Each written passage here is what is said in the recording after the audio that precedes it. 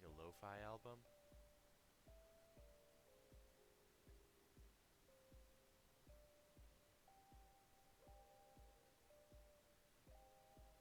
She's in Sonic Generations.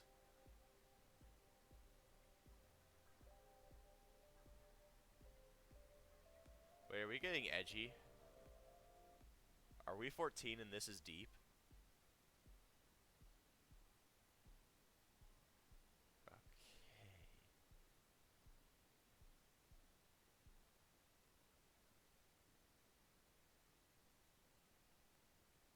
Hmm. I like to think they just haven't added textures yet. Wave 2 side order will launch in the future. The Splatoon 3 expansion packs will be available later today on Nintendo I eShop. love it when they do that. Like, you want to buy it? It's available right now. Many people have played Splatoon 3 since its launch. Thank you all very much. We hope players will be able to enjoy the game even more No with one's the killed upcoming Splat Tim expansion yet. packs. Please look God forward would to do more it, but he information about can't do Splatoon it 3 alone. in the future. Let's see some more Nintendo Switch headlines. Okay, okay. Mickey and friends on Illusion Island. This better be the best animated game I've ever seen. Donald Duck. It's been a while since they started these Embark on shorts a on new Disney. adventure to find 3 magical books and save the mysterious island of Monarch. Run, jump, Oh yeah, it does look nice. and swing. Oh, this is very Rayman Legends. Yeah, they kind of go with the minimalist look. I think they look nice though. You can reach new places and find secret I think this looks very charming, if not very simple. large chasms with boost jump. Ground pound barriers to open new spaces. And glide through the air to reach distant platforms and hidden areas. Each character's personality shines This is through in something their Takara actions. would play. Up to 4 pals locally can brave the island. Yeah, this is the with the wall jump here. This is literally Disney's Rayman Jump Legends. for larger jumps, or drop a rope to lend a hand. Work together to save Monarch, and you might discover new paths. It also makes me think back to when I played Battle Block Theater with my sister. And dangerous foes. Study their movements carefully to figure out the secrets to victory. It doesn't look that complicated though. It doesn't look very deep. Friends on a high-flying adventure in Disney Illusion Island, swinging onto Nintendo Switch July 28th. I'll consider it when it's on Pre-orders sale. begin today on Nintendo eShop.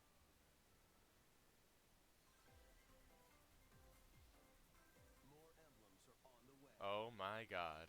New emblems are coming to future Didn't this waves. game just came out and they already have an expansion pass announced? Wave 2 includes Hector, Emblem of Strength, Ah, Hector and my buddy Wallace. and unleash counterattacks. Last chance to look at me, Hector.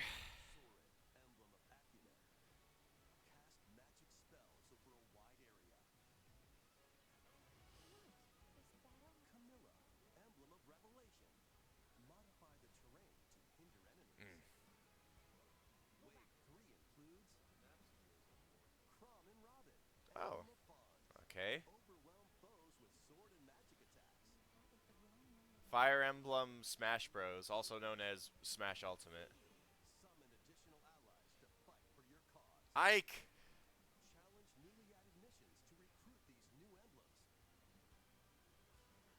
When did they start calling these characters emblems? In Wave 4, a new story called Belzenolog will be unlocked. Thank you for answering our prayers. Who is it that's putting your world in danger now? Watch out! Assassin! We like Ike, I like Ike, everybody likes Ike. Emblem Engage expansion Bring up the packs better, with beat the Emblem drum. Engage game We'll take Ike launches to on the Nintendo Washington. Switch system I'd vote for Ike, dude. today. Like, he'd show up at a debate and they'd ask him a question and he'd just do like his neutral air and I'd just be like, that's the man. This is the guy who's gonna do it. Save the country. This is Reverie, a world in which deities known as aspirations dwell. Oh, When a megacorp endangers the harmony between Reverie and our world, the future of humanity hangs in the balance. it's always the corporations, man. If Ike were president, he wouldn't handle this. To travel between I mean, he wouldn't live for this. See the future and decide humanity's fate. Many branching story paths, along with a riveting soundtrack by Celeste composer Polly. set the stage. I don't know anybody under the age of 70 named Polly. Side with one of the 6 aspirations like Bond, power, or chaos to change the story's outcome. To which destiny do you aspire? Harmony: The Fall of Reverie launches first for consoles on Nintendo Switch this June. Alright. These games will have you rolling. Wait. Roll? Aw. Octopath Traveler 2 is just About around to say, the corner. man, like they're teasing me now. Just announce Super Monkey Ball 3 already. The game's opening hours will be available on Nintendo eShop. 8 new stories await. Which path will you take first? I like the aesthetic of this game, but I don't know.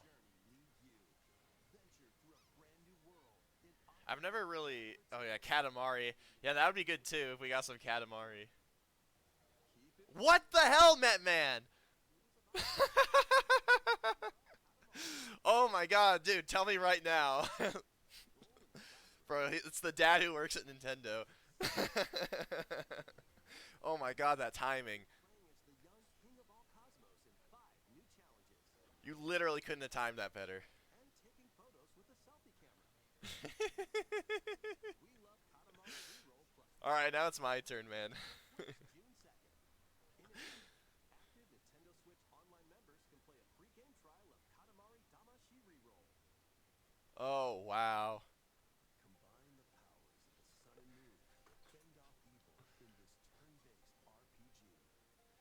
Freely traverse a breathtaking world Bro, what are the lottery tickets? What are the lottery numbers for tomorrow? and devastate foes with timed attacks in battle. I'm still holding out for Monkey Ball, though. With enchanting melodies and retro-inspired tunes from the renowned Yasunori Mitsuda, a guest composer for the This is also, like, I mean, for me, it's all about presentation for these sort of things, and I think this one looks pretty nice, but I just don't know what it's about. free demo will launch later today on Nintendo eShop.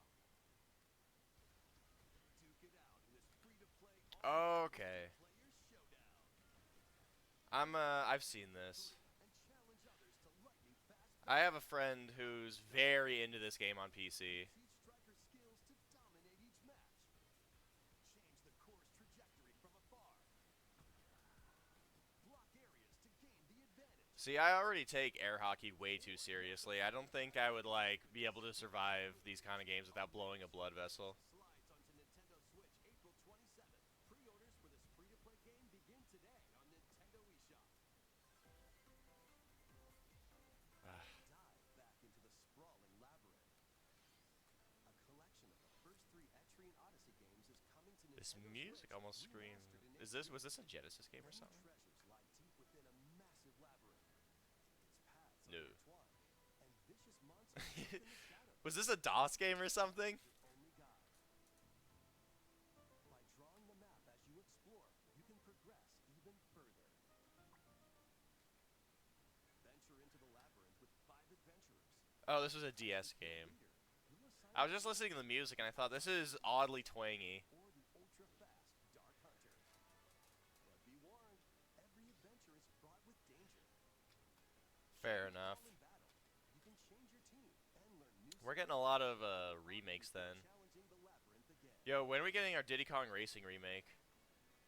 If we're if we're getting DS stuff. Are included. Plus, take advantage of new difficulty options and a new Gotcha. smoother exploration. Etrian Odyssey Origins Collection launches on Nintendo Switch June 1st. Each game in the collection will also be available separately on Nintendo Okay, eShop. I see. Pre-orders begin today on Nintendo eShop. Alright, what's next? Get your tactical Oh, is this Advance Wars? calling all strategy fans. The Advance Wars 1+2 reboot Now the thing is this game actually going to be allowed to launch? Because I know, like, this game is basically cursed. and more in 2 Like, I know the first release had to be pushed back because 9/11 happened. And then I think the second game had to be pushed back because there's, like, some other, like, terrible event that... Or I think, like, it was the start of the Russia-Ukraine incident or something. So that's kind of is foreboding. Like, what's going to happen around April 21st that's going to make this a terrible release Today on Nintendo eShop. if you're the superstitious type. Ooh, is this. Wait. A new story will unfold in the Yeah, I was about to say. Dreamland Deluxe game. I want to say Kirby, but you never know. Magolor, I swear, a Kirby game comes out like every year. main adventure, has lost his powers and must escape. This was on the Wii, right?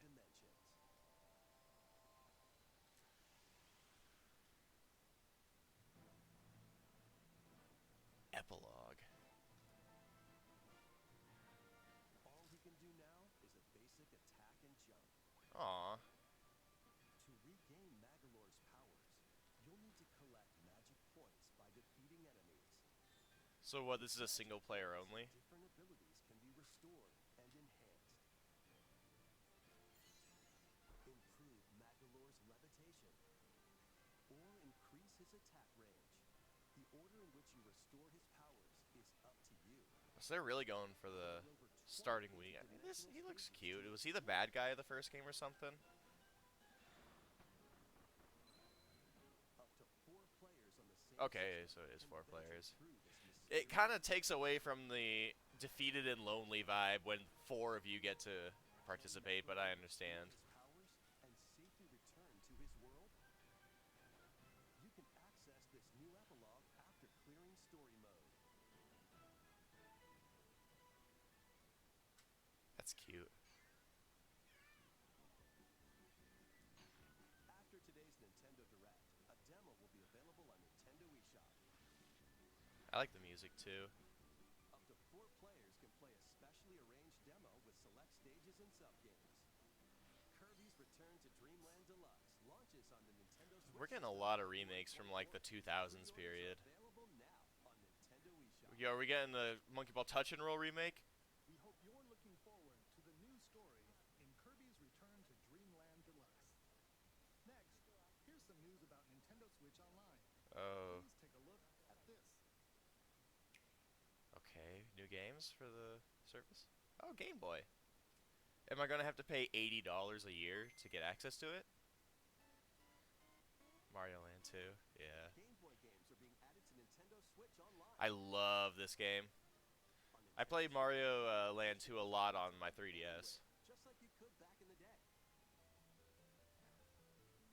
Let's introduce the games that will be available at launch. Tetris. Arrange the falling Tetraminos. There are like 80 Tetris games on Switch at this point, I swear to God. Super Mario Land 2, 6 golden coins. Just skip to the good one, yeah. Castle that Wario stole from you. The Legend of Zelda, Link's Awakening DX. Awaken the Windfish to escape Covalent Island. Mario Land 1 is fine. I actually had that on Game Boy. Gargoyle's Quest. Save the Ghoul Realm as Firebrand. from I the Ghosts swear, and Goblins series. this is the... That game only ever And shows... watch Oh. Play an assortment of Star Wars titles. Okay. A little random. Alone in the Dark, The New Nightmare. Solve a murder mystery on the supernatural. The only nightmare of these games is the most recent Metroid ones. 2, Return of I've been wanting to play this game. This will be pretty fun. Planet SR 388. I'm actually excited about this one. Wario Land 3. Traverse a world that changes between day and night based on your actions. Kirby's Dream Land. Of course. Float, inhale, and spit out enemies in Kirby's debut title. Very nice. You can use the Game Boy, Game Boy Pocket, or Game Boy Oh, that's Color screen cute. filters. That's Up nice. to 2 players can play. Although I guess that's games kind of together expected. locally or online. More games will be added. in Trading the card future. game, Oracle Ages Seasons, Tilt and Tumble. I'd play Tilt and Tumble. Hey! There he is! This is my territory. Minish Cap. Game Boy Advance games are being added to Nintendo Switch Online Plus expansion pack. Ugh. Here are the games. I that swear, you I can play spent as much time playing these games. Yeah, that's crazy, bro. Every time I start the stream for the first time, I give a little I'm trying not to because it's obviously just to give myself time. But there it is anyway. Oh boy. So today's Valentine's Day, and nobody told me. I forgot to get back into that whole thing. But then I realized something. Going out and doing things still costs money. Oh, oh, thanks for the. Hold on, I can't see what that is. What just happened? Oh, you cheered. Oh, I was about to say, like, I guess I haven't checked up on that because that is a very old icon for that. And so I decided that everybody here is going to be my Valentine, and this isn't up for debate. You don't get to choose. We're all part of this now.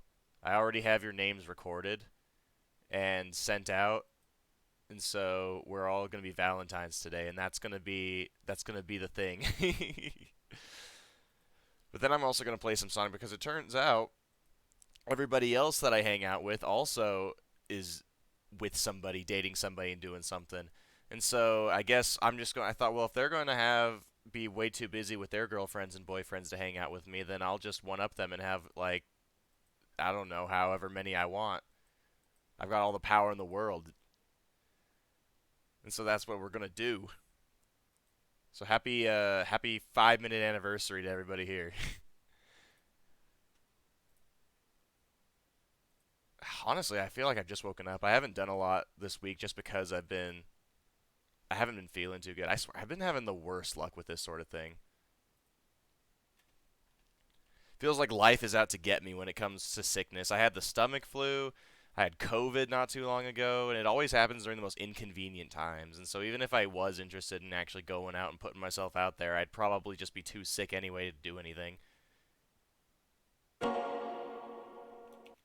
on.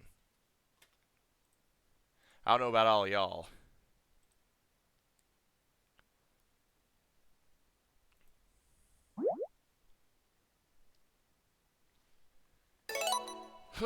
We ended up finishing this game, but I realized there was a bunch of like achievements and stuff for missions.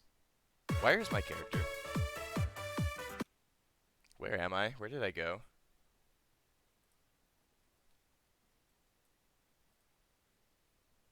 Why did I disappear?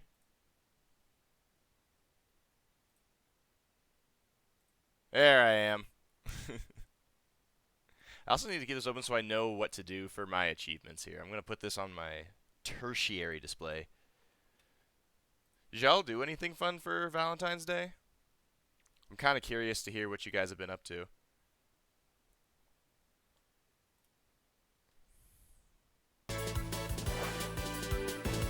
Did I never notice that they had this opening?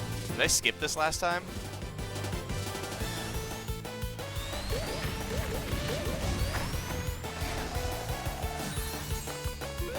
I mean, you gotta get everything you can out of these because they're pretty few and far between, but they're such a gem. I mentioned last time that if they had to have any TV show about Sonic that I would be interested in, it would be in this style. It really is that simple. Ah, this was easy. How did I miss this before?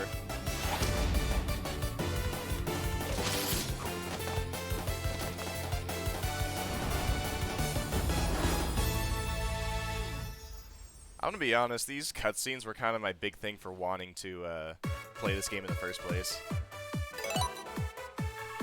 So let me look at these achievements. Of course, playing in full screen, it locks me out, so I have to Alt-Tab again. Yeah, real good setup here, right? Oh, let me see here. Let me go to these achievements, and that way I won't have to look at them anymore. For some reason, Sega has like this weird idea when it comes to how achievements work on Steam. It's really weird to me. Like you have the basic completionist ones, and then you just have like some random stuff. It's that way for everything. There's very few like actual completion ones. And then this right here, perfect. Well, if it stops freezing on me, perfect. Is this everything? We'll start with this. This is kind of a weird setup, but... Also, I need to unlock everything for the museum, I'm guessing, too. First one I'm saying is just defeat 10 Motobugs in Sonic the Hedgehog. So if I did everything in story mode, do I get to, like, choose? Or does it just start me off somewhere? No, okay, if you beat it, it just starts you off at the Doomsday Zone. So do I not get a level select then?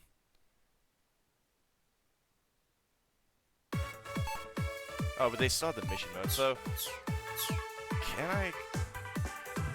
Alright, what I'm going to do is I'm just going to... Wait, no, not Sonic CD.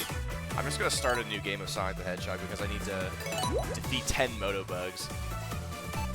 This is what I mean when I say, like, it's kind of weird because, like, out of nowhere, it's just defeat 10 Motobugs. Yeah, I mean, the thing is, Shadow, when it came to sweets, like, you know what? I don't know if I'm the only person who has this, but I think I've discussed it before where it's like, there are certain things that I would enjoy as a kid, and then if I got sick around the time I ate it and it like became associated with my sickness, then it just began to repulse me, right? So I remember there's one particular Halloween I had when I was growing up. I was probably like 10 years old or something, and I saved up all my sweets, and then I just ate them all in one night and made myself incredibly sick, right? Like awfully sick. And then after that, like I was just repulsed by candy. And I mean, I shouldn't say sweets in particular, because I like cake, you know, I'll have occasional ice cream and such, but I just don't like, oh, I should actually do this. It was definitely worth it until, like, I basically, yeah, see, I have to fly, that's another achievement, but it was fun until it wasn't, is all I gotta say. The sugar rush was probably equivalent to the cocaine bear. And then the crash was probably equivalent to Keith Ledger. It's much 90s-tastic brother Keith. I gotta go kill that Motobug. I know this has been like a thing in these re-releases for a while, but it still feels really weird seeing Tails in Sonic 2.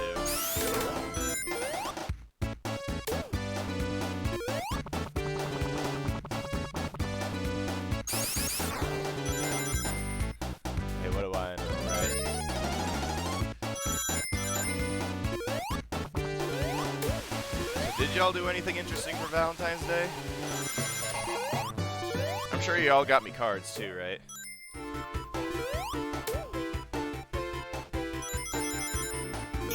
Wait, I want to go in there. Stay at home and play racing games, honestly? That's the way to go. Everything costs money these days. Once I actually get, like, going on this job I finally got, I mentioned I got a really good get-up, then I'm actually going to, like, start putting myself out there a little more, I think. I don't know why I went in here. I'm not a fan of these special stages as much.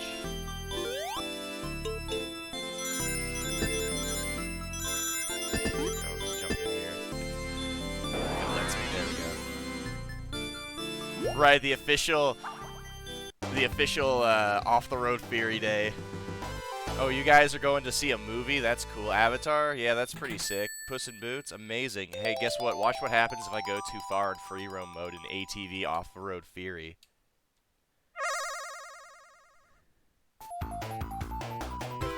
Fair. I did find a copy of it for $5 at a used game store, but I didn't end up buying it because I don't have a PS2.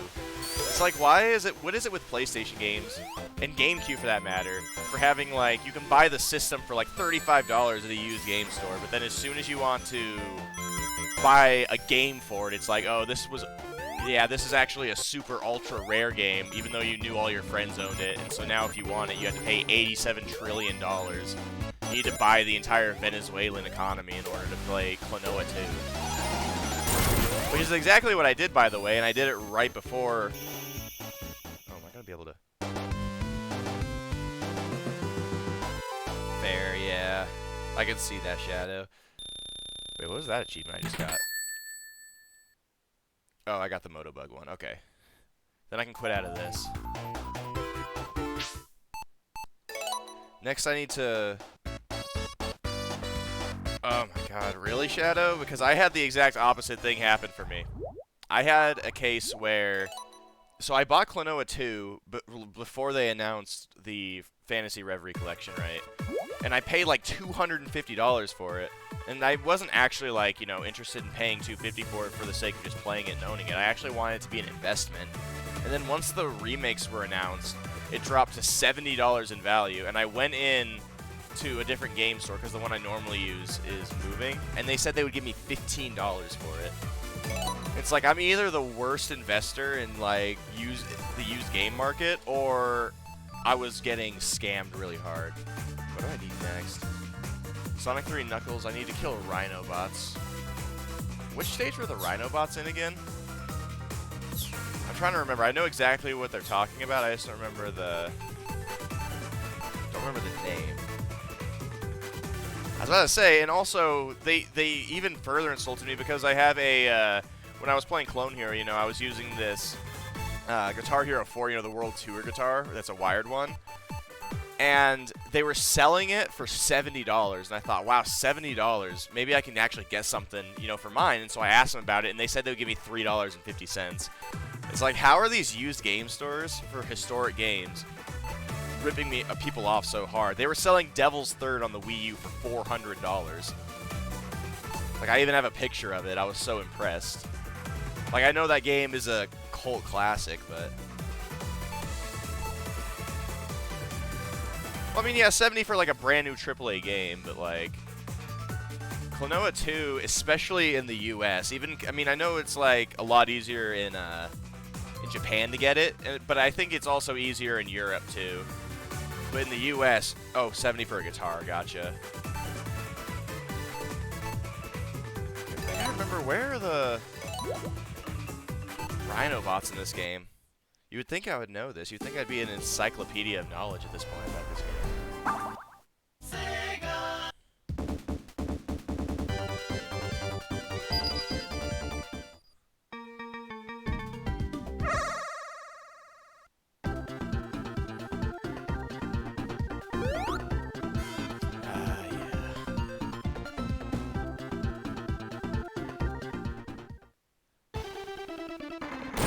Still never really explained how Knuckles can knock the Super out of Supersonic. Between this and getting shot down between levels in Sonic Frontiers. Oh yeah, okay, so it is Angel Island then, okay. I don't know why I couldn't remember them being here. Yeah. Yeah, I know in some places in Europe, the market for games is absolutely ridiculous, and it is actually pretty crazy to me.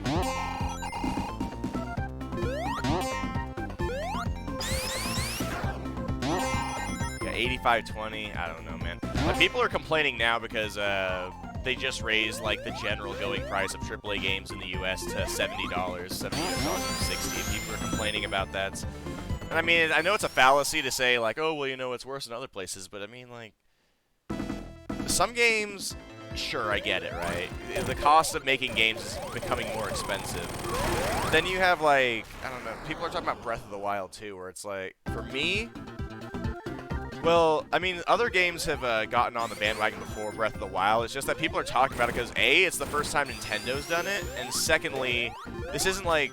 I know it's a brand new AAA release for Nintendo, but it uses... But you paid $60 for the original Breath of the Wild. And this game uses, like, the same engine, reuses a lot of, like, assets for characters and stuff like that. And so the idea is that, like, can they really justify the idea that it's worth more, right? Or that they can't really justify the idea that, like, it costs more to make, like other games do. Now, I'm not trying to say it's like an asset flip. I'm mostly just trying to like suggest that because it uses the same engine and everything, it's like, how can you possibly say that this is more ambitious than a game that you made hella money on for the same system that costs only $60, right? It just doesn't make sense to me. It feels bad, like, forcing myself to use this one. I don't know, that's just the way I look at it, and it's... Now, Sega, I can't even imagine. Oh yeah, this game, it's going to be amazing. Like, you can already tell, and Nintendo knows what they're doing, they know what they have, and they're always good about that sort of thing. I don't think anyone's going to be complaining about that game. The only thing I'm saying is that, like, is it really something that you have to justify an extra $10 for? Yeah, that's true as well. They had to have they basically released the Wii U version out of, like, necessity of a promise. Yeah, but I mean, anybody who suggests that Breath of the Wild isn't going to make a bajillion, quadrillion dollars is fooling themselves. Like, I'm pretty sure they could just, like, release Breath of the Wild and call it the Deluxe Edition, and they add, like, 3 weapons, and you can Tokyo Drift Mercedes-Benz across Hyrule, and people would still spend countless dollars on it, honestly.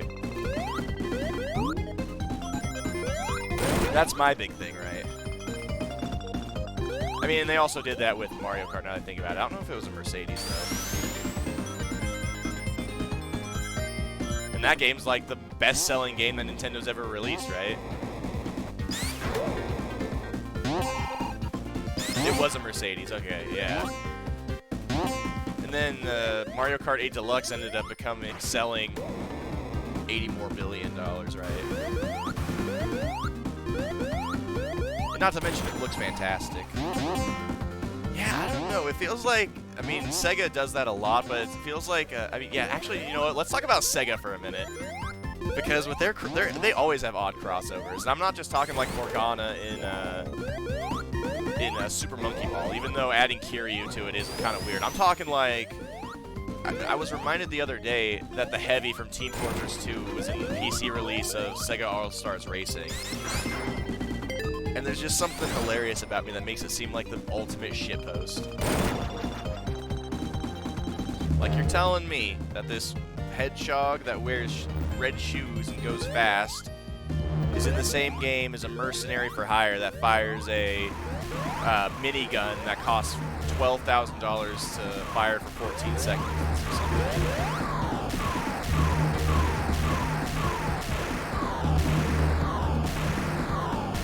Fair enough, yeah. I actually didn't know about that, though. I mean, but I'm pretty sure most people driving a Mercedes in Mario Kart, especially when it's like in the form of a kart, isn't going to inspire anybody to go, you know, commit street crimes. Forza's literally like that that's literally the kind of game it is, right? So I can kind of see it. Probably doesn't look good on the company if it's crashing a lot because people are using it for street racing. It's still kind of weird, though. Because that game kind of relies a lot on its portrayal of real vehicles, right? I don't think Nintendo's going to lose too much money off of Mario Kart if it doesn't include the next BMW, right? But I don't know a lot of people who are crazy Forza fans. Most of the people who play racing games play a bunch of different things, but Forza to me always just seemed like an excuse to, oh, I have to kill more Rhino bots. How many more do I still need? I only got one last time I played them. Like, for me, Forza has always come off as a tech demo type game. It feels like there's always a Forza game releasing with a new Microsoft console, for example, right? Really, a lot of racing games in general, especially like ones that use real vehicles and stuff, time to do that. I remember, I think Ridge Racer 3D was a released title for the 3DS, and it was impressive looking. But it's like, by the end of a console's life cycle, I feel like you see them in bargain bins for $5.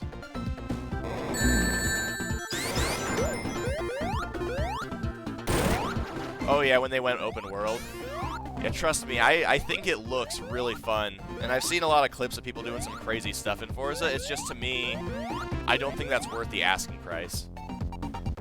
Like, I feel like Forza games would be really, really fun if I was willing to commit myself to spending a lot of money on like a full set, you know, where I can have the steering wheel, the double brake pads, and that sort of thing.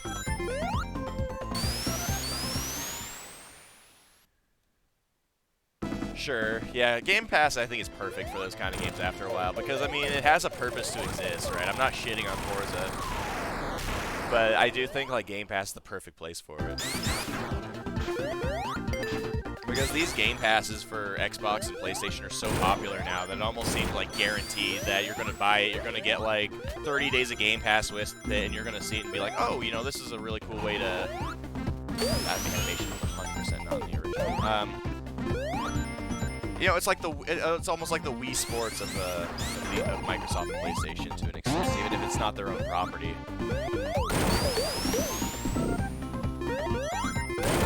Sure. What I see a lot of people play, but I don't know a lot about, is that...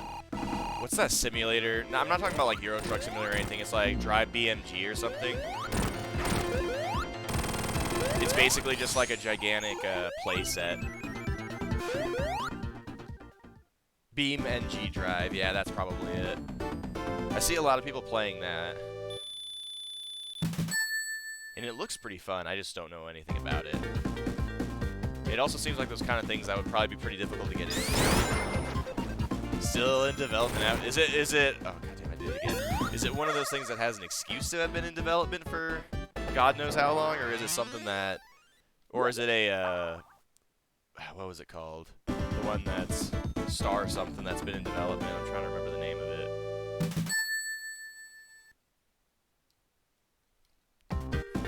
Hey, I mean, sometimes games that last that long in development end up being amazing, right?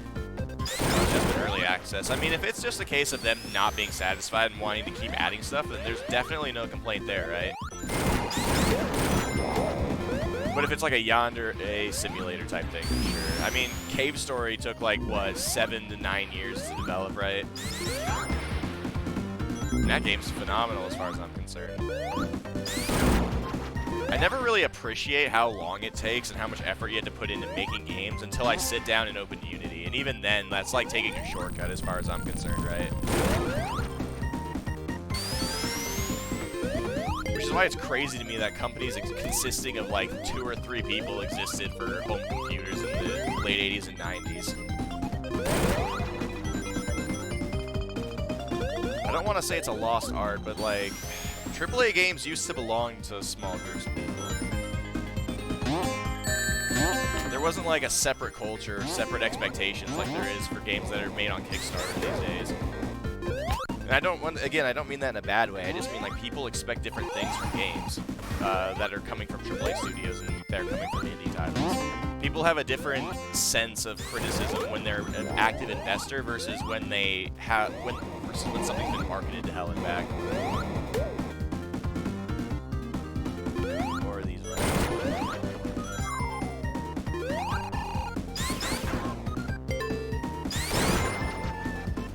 What even like really started like indie culture? Was it really Cave Story? Because I really think there's kind of a divide.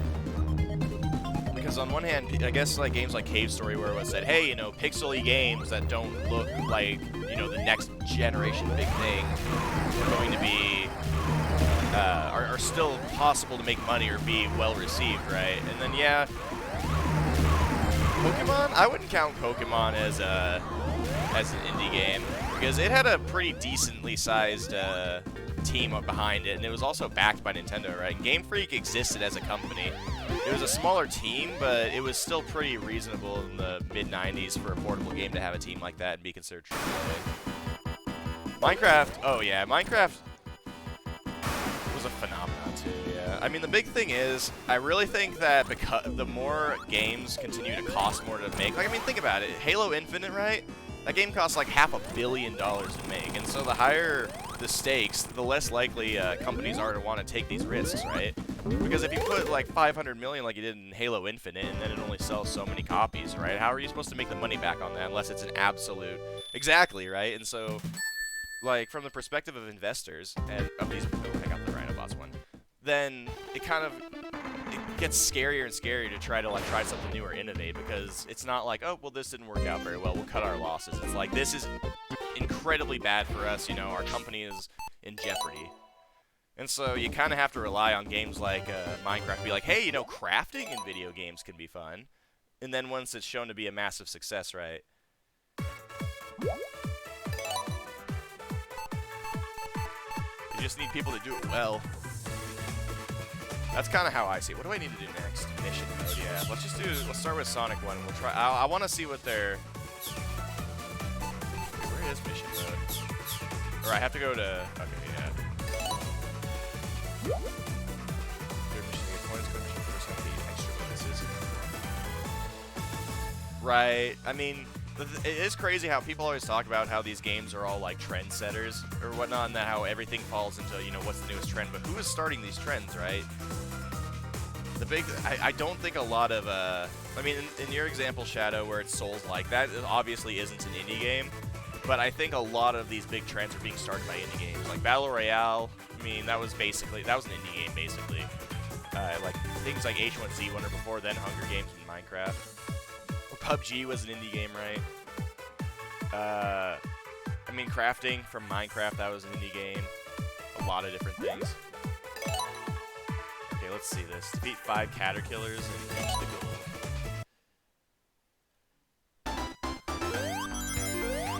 Oh, and I have a time limit. See, I actually kind of like this.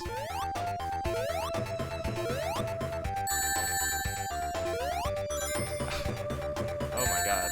Wait, there's so many of these things.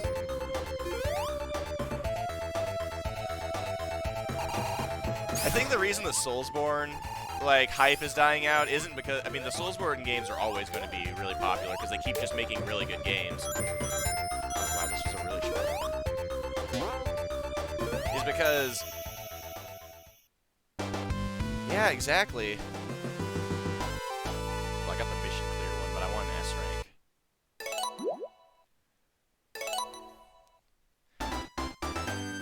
Right, that's what I was just... I mean, people... I don't even think it's about doing it well. It's not like this is an issue of execution as far as I'm concerned. It really, to me, just feels like people are missing what makes them so good to begin with. Like, taking a game and adding some, like... And adding some difficulty to it in third person with some... with a few things isn't going to make it difficult. I mean, sorry, isn't going to make it a good game by virtue. Like, the payoff that these Souls games give you for doing these things and, like, the world they build around it, like, the difficulty almost gives into, like, an old arcade idea where it's like, you want to see what happens next, so you want to keep pushing. That's always kind of been my idea of it. As far as I'm concerned. And, like, so games just think, oh, if I make it difficult, then people will like it. It's like, well, what's your payoff, you know? Are people looking to see something new into the story? Are people looking for, you know, new items or new mechanics? Is there something specifically enjoyable about the difficulty? I mean, anyone can make a difficult game, right? I could take the best video game player of all time and say, hey, I made a game, it's called 10 billion. All you have to do is click the mouse button 10 billion times and you win. It's really difficult, right? Very time-consuming, very frustrating. So, but you know, it's difficult. Is anyone going to give a shit about that? Is there any, like, by the time you finish it, do you feel rewarded for doing it?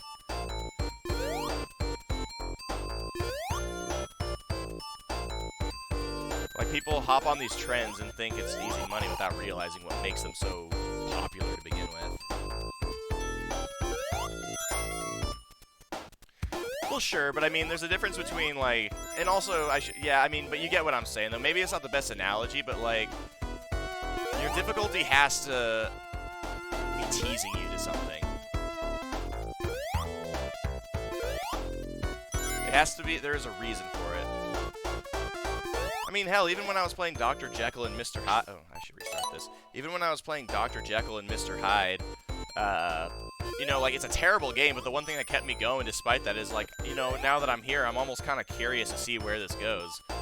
Right? And even that, for as terrible of a game as that is, it's still something that kept me involved in it, right?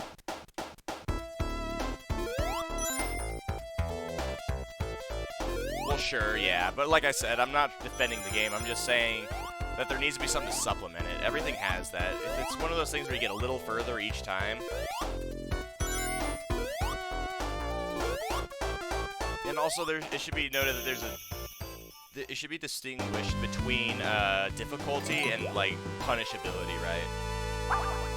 Like, games that, I mean, a lot of old games do this, and I hate this, but, like, if I lose all my lives and you send me back to the very beginning of the game, that's not difficulty, that's, like, being punishing, and that's not good either.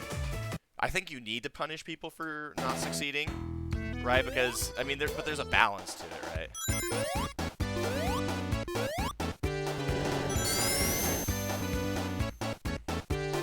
Vampire Survivors. Is that an example of a game that doesn't work? So that's why it's hard. Right. It's like, are you given a sigh of relief when you finish something, or do you have that sense of accomplishment?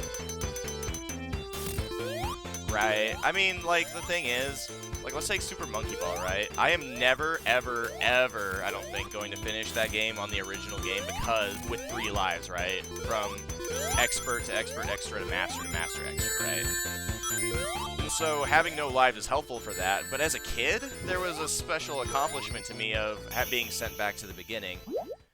Oh, gotcha. Being sent back to the beginning, and then the next time I get there, I make it to the next stage, and I get to see it, right? And I get to experiment with it a little bit. And I get edged closer and closer. It makes it a little more satisfying when you make it a little further, right? Nowadays, when we have so many things to do and nobody's stuck playing, like, one game that you got for Christmas, right, for half the year, it's not as big of a deal, and people will just lose interest quickly. But back then, it made things more, made me feel more accomplished for getting there,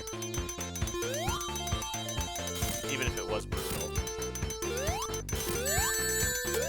And I think a lot of that is actually the basis for a lot of indie games today, right? With like roguelikes, it's like, I was playing Hades not too long ago, and I thought, this is pretty frustrating that I have to go back, and it sucks, but it's just so cool when you make it to this area and you get a little stronger, and next time you make it a little further. That's true as well, yeah, but yeah, I mean, I forgot who it was, but there was this famous, I think it was an American developer, it might have been for like Naughty Dog or something, who said a line that I really like, that if there's one thing for certain is that players will do everything in their power to make a game as unfun as possible. And then at first that sounds kind of cynical, right? But then I kind of realized, I mean, yeah, in a world where everyone just looks everything up, where everyone's busy min-maxing instead of exploring everything, it kind of becomes or wants to use cheat codes as much as possible. Like, I can definitely agree with that. Like, you kind of have to have your own sense of, restart this already. You kind of have to have your own sense of restraint when playing games nowadays. Right, and that's hard for me too as a streamer because, like, I'm playing Heavy Rain, I'm playing A Way Out on YouTube. Oh my god, how close was that? 1 second or something.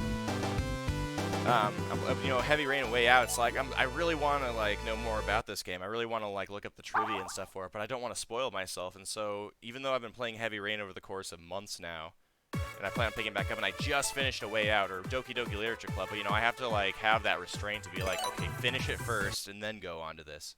I know it's interesting, but you gotta show yourself some restraint. What am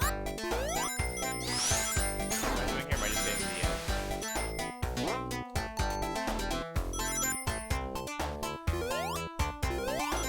Right, and that's part of the reason I'm always, I kind of, when it comes to online, like, PvP type stuff, it's like, I get into it, everybody's already super familiar with everything. It's like, cool, Wait, am I supposed to go this way? What is my challenge here? Gather 50 rings. I should have probably paid attention.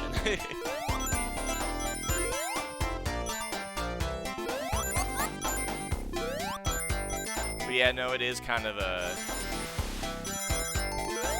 like that. And that was kind of my concern when I started getting into a lot of retro gaming as a kid, because by the time I could, like, access it on my computer, I basically had everything for free. And so if I got frustrated with something, it's like, move on. There are a million different games that you can be playing right now.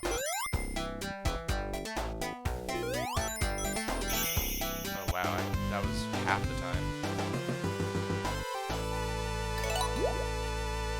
Like, people are so obsessed with being good at the games they play.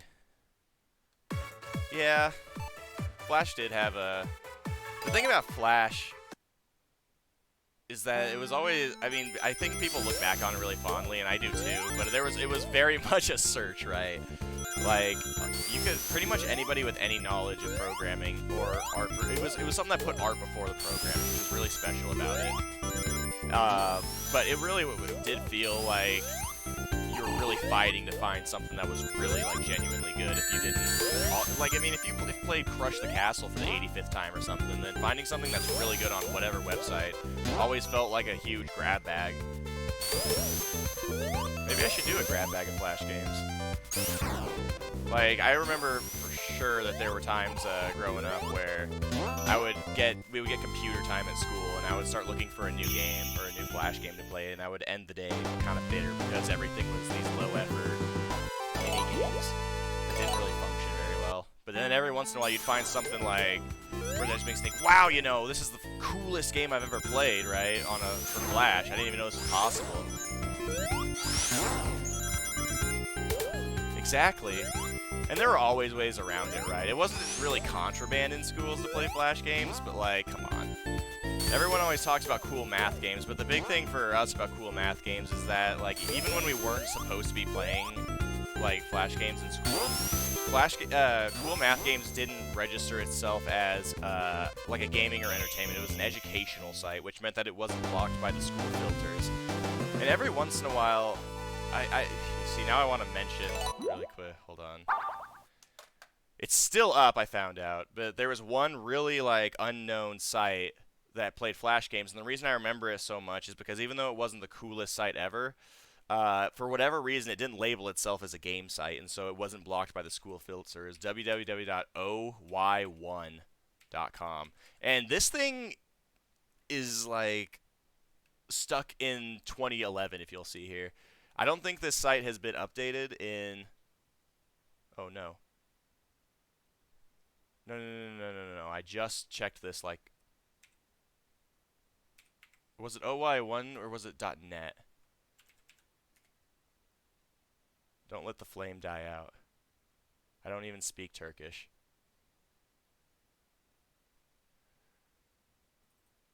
No way!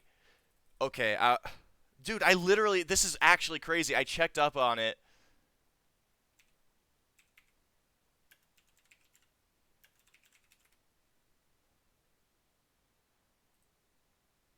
Okay, it's still here. Thank God. I was about to say, like, what the hell? Oh, it's .org. Okay, yeah. This was, you can see that, like, it has all of these old... This thing hasn't been updated in, like, a decade, and so you can kind of tell if you can see it here. What I can do, actually, is I can change to no overlay here. Like, this is obviously a site that, I remember specifically because, like, I was in middle school when the newest games was Phineas and Ferb. And so this was the site I would use, because it has, like, Super Mario Flash, Super Mario Crossover, and all that, right? It has a bunch of, like, fun games, but it wouldn't get blocked by the school filters growing up. And, of course, it would run on everything, too, so... And it's just funny to me how it's still up. Like, someone's paying to have that up, right? How many do I need to complete for the next achievement? Happy Wheels, yeah. Happy Wheels was a little later. Oh yeah, am I gonna get the next achievement? Yep. What am I doing here? Defeat 15 enemies in midair.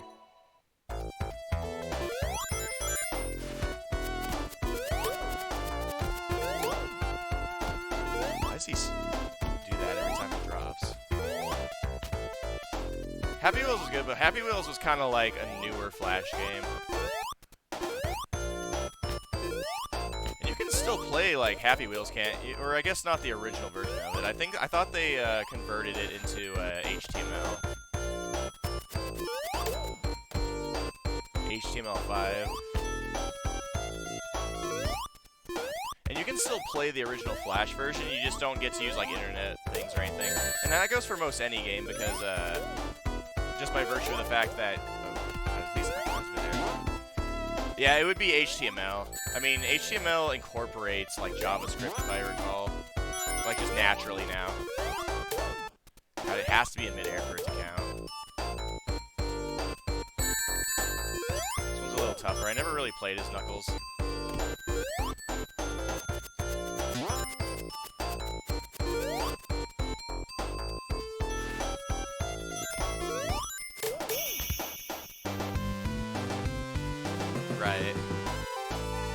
I think the only game that I ever bothered playing as other characters in growing up in terms of Sonic games was Sonic Advance 2 because I didn't know how to like do all the abilities that stopped me from losing in Sky Canyon.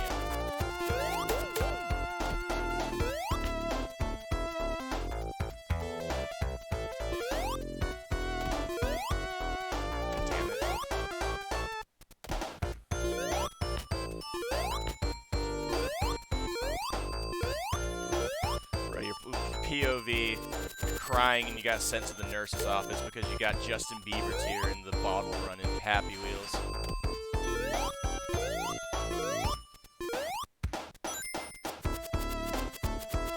I am so bad at this.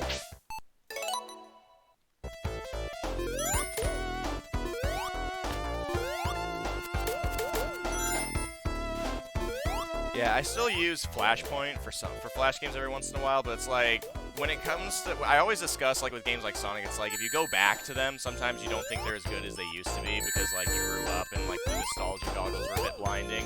That is 150% the case for Flash games. Like there's so many of them that I like ruined my opinion of because I had the gall to go back and try and play them again.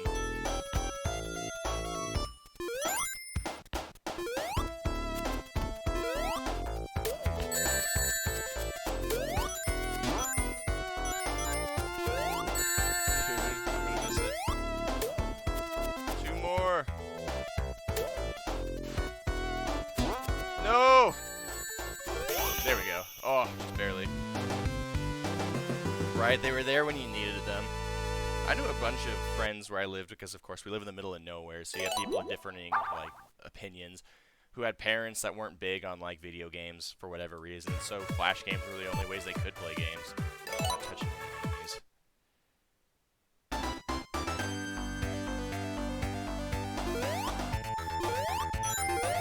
Well, there's no point in rings if I can't touch any enemies. Can I touch their projectiles? Oh, that one wasn't too bad.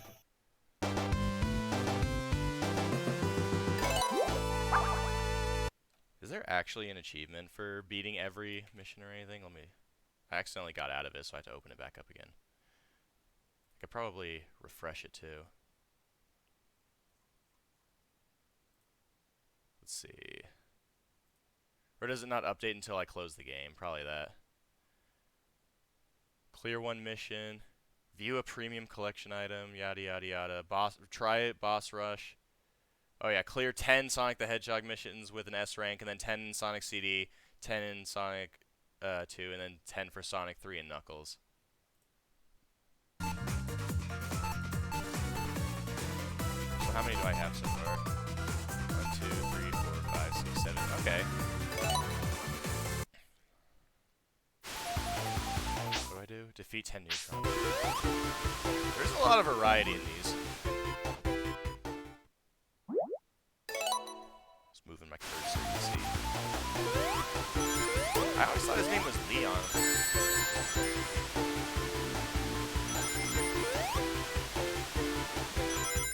Survival food. Are these not Leon?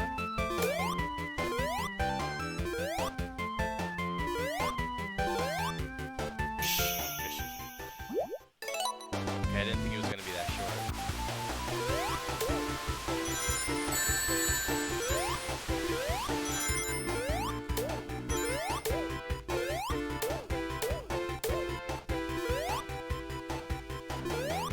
Oh my god, there's so many Leons. But it trapped my camera. I don't even want to worry about this one. I just want to like skip past it. Wait for all these guys to spawn.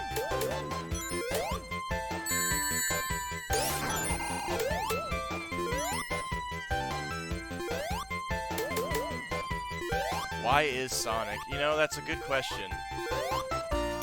Everyone always asks, who is Sonic? No one ever asks why is Sonic or how is Sonic.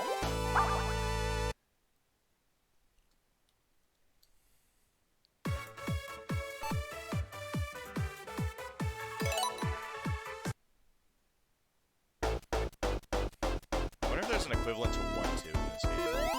I mean, in the mission mode for this.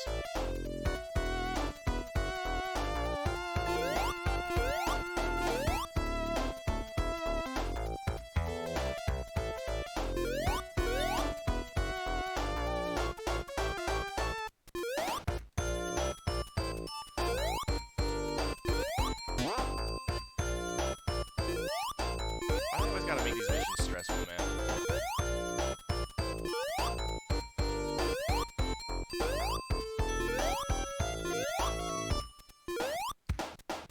allowed to hit enemies, right? I just can't, man, I'm already behind.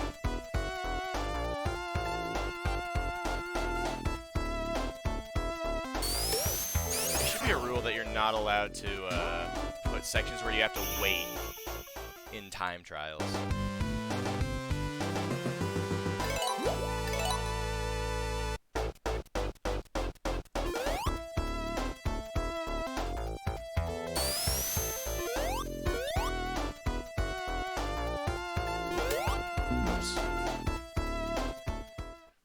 I mean, waiting is already cringe in a Sonic game, but like, if you have to do it while you're against the timer, right?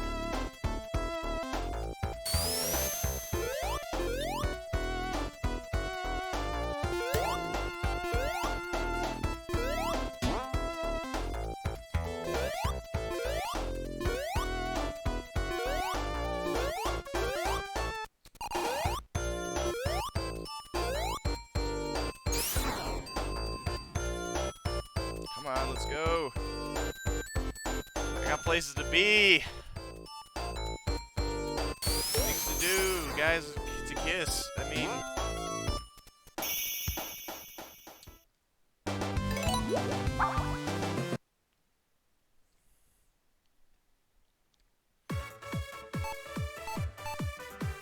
One, two, three, four, five, six, 7, 8, 9. So we just need one more for Sonic 1. Yeah, nah, bro. Nah. Straight up. Yeah.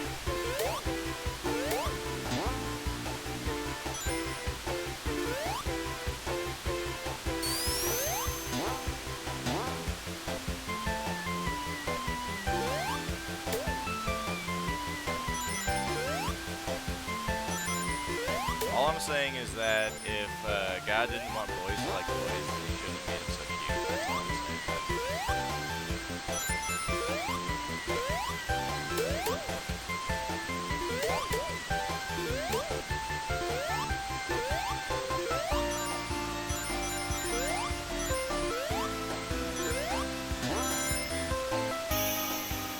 Was I off by like a second there? Or 6 seconds, yeah.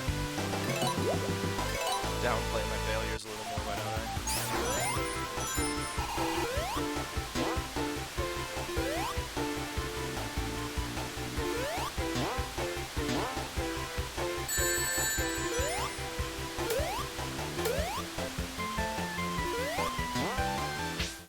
music's a bit loud. Thanks for letting me know. That's always the one thing is that I can never get right. Let's try... I had it turned up because I was recording with Gabe a bit. Let's hope that maybe this is a little better. I gotta figure out how to like do my own sound mixing. It'd be very helpful.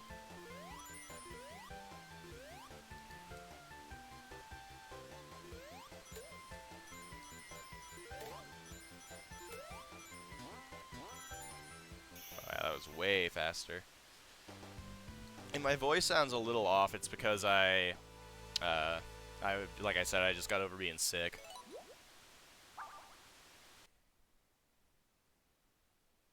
Or getting over, I should say.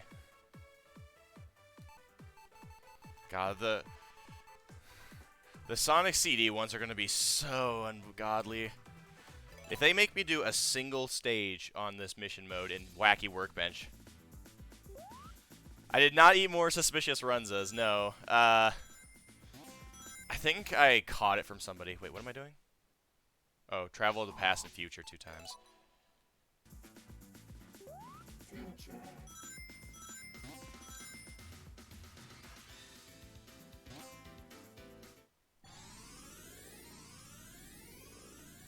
Alright, that was the future. Or does it have to be either the past or the future? Yeah, just either one. Alright, get me...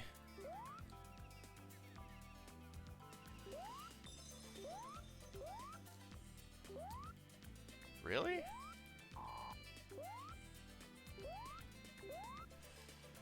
See, I've gotten pretty good at not eating random food that I find because I'm hungry. Can I not get up here this way? Do I have to... Wow, what a...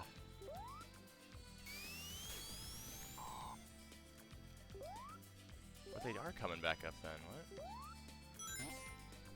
Let me restart. I need that S rank.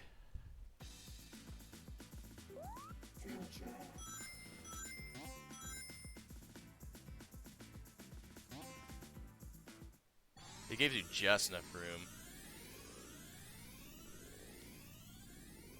Nah, Shad, what we're talking about is I had tweeted out that I had made myself sick, and they actually had to send me home early.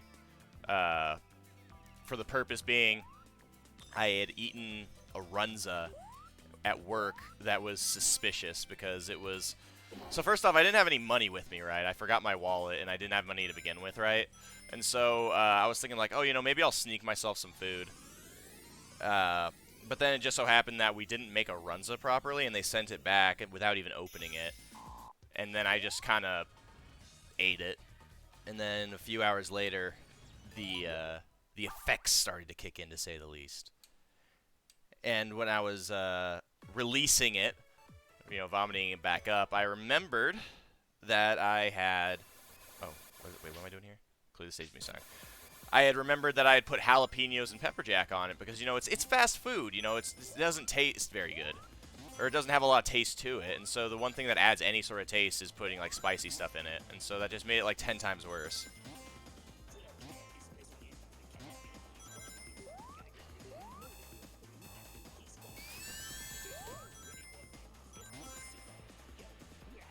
I gotta know if anybody else knows if, like... God damn it. If, what the hell is going on here? I'm kind of a connoisseur of fast food because, like I mentioned, I complain a lot that it's hard to... Oh, I see what I mean, I know what I gotta do, I just don't want to do it. Because, like, when you don't have a lot of money, there's nothing to do. Oh, I literally can't even touch it. Okay. There's not a whole lot to do. Right, like, I'm stuck in my house. It's like people invite me to go places. It's like, well, I don't have money for bowling. I don't have money to go see a movie or anything like that. And so the cheapest thing I can do whenever I do have money and I want to, like, leave the house for a little bit is just go grab a bite to eat, right?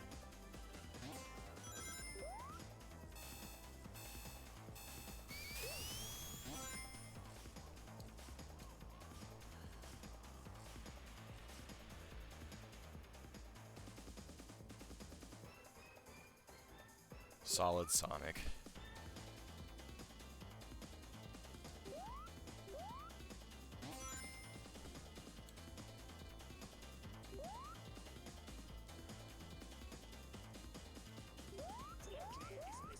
Is there actually, like, lyrics to this?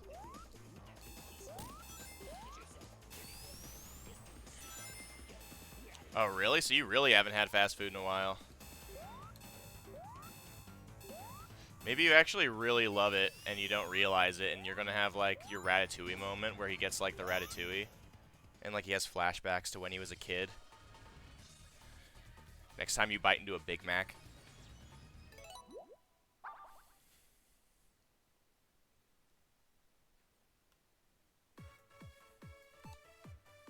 Oh my god, they made me go to Wacky Workbench.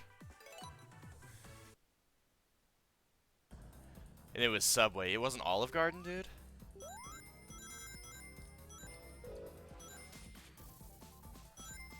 Do you even have Olive Garden in Europe, or is that only a US thing? I don't actually know. I mean, I guess anyone can microwave Italian food.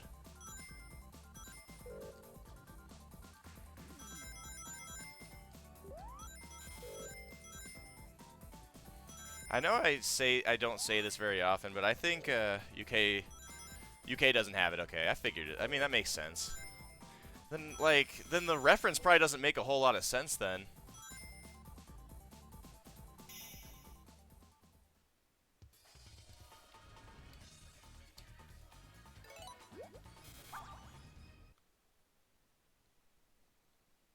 Because they mention Olive Garden a lot in that movie.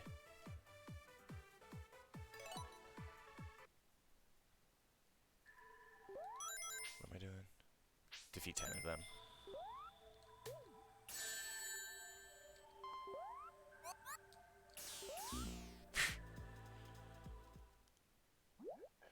Okay, I see. You're not missing out on a lot. I mean, I feel like they do that a lot in Europe. I mean, Sonic Flicky's Island, right? Not Sonic 3D Blasts or the Mega Drive. I mean, I guess we're the ones that changed it to Genesis, aren't we? That's kind of on us.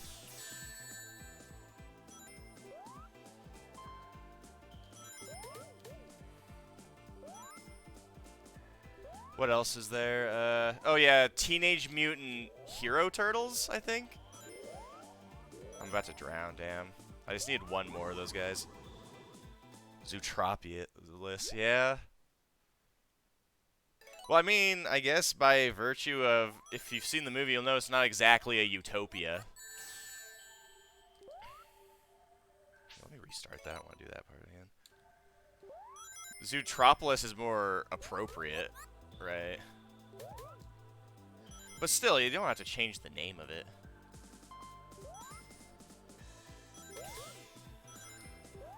I think, yeah, Star Fox and Starwing. So from what I've heard, like, apparently there's a lot of copyright issues in Europe for some of those things.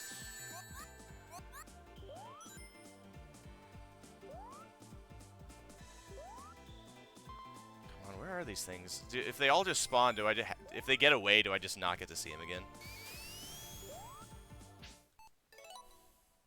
I mean, at least you guys actually got to have Jet Set Radio. Like, for whatever reason, we changed it to Jet Grind Radio.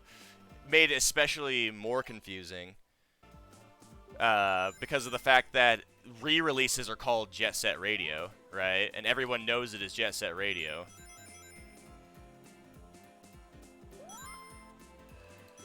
The Mojang, I'd need a little context, I think, to know what you're talking about. Yeah, so I really have to get them. Oh, gotcha. See, that's what I was thinking, is, like, it feels like every time I hear about it, like, I'm pretty sure Star Fox was also, like, a German company or something, and that's why they changed it. Same thing with the reason that they ended up changing, God, I don't want to get hit. God damn it. That group of three right there keeps getting me. Mojang was making a game called Scrolls. Yeah, that's not... I mean, like, I know, God, I feel like we talk about not about Larry Bundy Jr., Guru Larry, a lot on here. But he had his whole thing where he talked about Edge, right? And how it was being copyrighted, probably inappropriately, by one person. Or how, Zenger, what was the name of the company that owns Candy Crush? Like, the word candy for a while was being used for copyright purposes. Like, come on. Alright, that's all I needed. I can miss 2 as long as I get the other 3. Yeah. King. Yeah. Yeah, some of those, or, yeah, there are a bunch of them that are just really... The whole idea, at least in the States, is that you're not... Oh, more wacky workbench. Get 15 range while the floor constantly shifts. I mean, the real big issue for me... Hold on. Yeah, it's like, it goes against it. I don't know how it is in parts of Europe, but copyright, there are specific ideas. Like, you can't copyright an idea specifically. You can copyright a product, right? And you can patent something that does something. And that's supposed to be how it is. So the idea that you can copyright a word, like, that's a concept. That's a noun.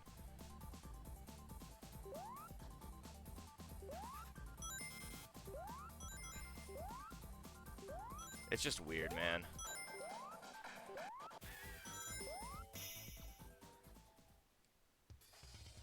See, I would have... I mean, like, strict in terms of, like, you can't even be close to it. Or, I mean, well, advertising, yeah. Like, I mean, the biggest thing that people always talk about here in the U.S., and it's always been kind of a controversy, is that, like, we have privatized healthcare and the whatnot. Oh, wait, what am I doing? That's speed and usual enemies. And so, and that already, you know, is a point of, like, contention. You know, should we have to pay for this? You know, should it be, like, covered by tax, that sort of thing? But, like, the big thing for me, like against everything else is like being able to advertise prescription medications. Like that's always been weird to me. You know, ask your doctor about yada yada yada.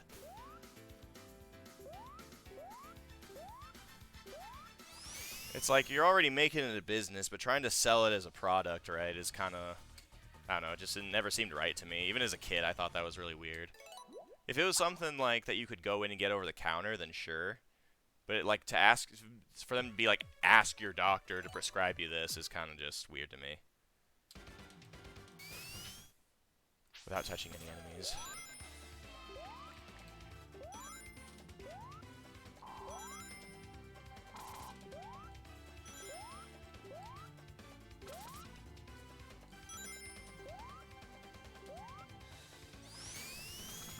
Oh.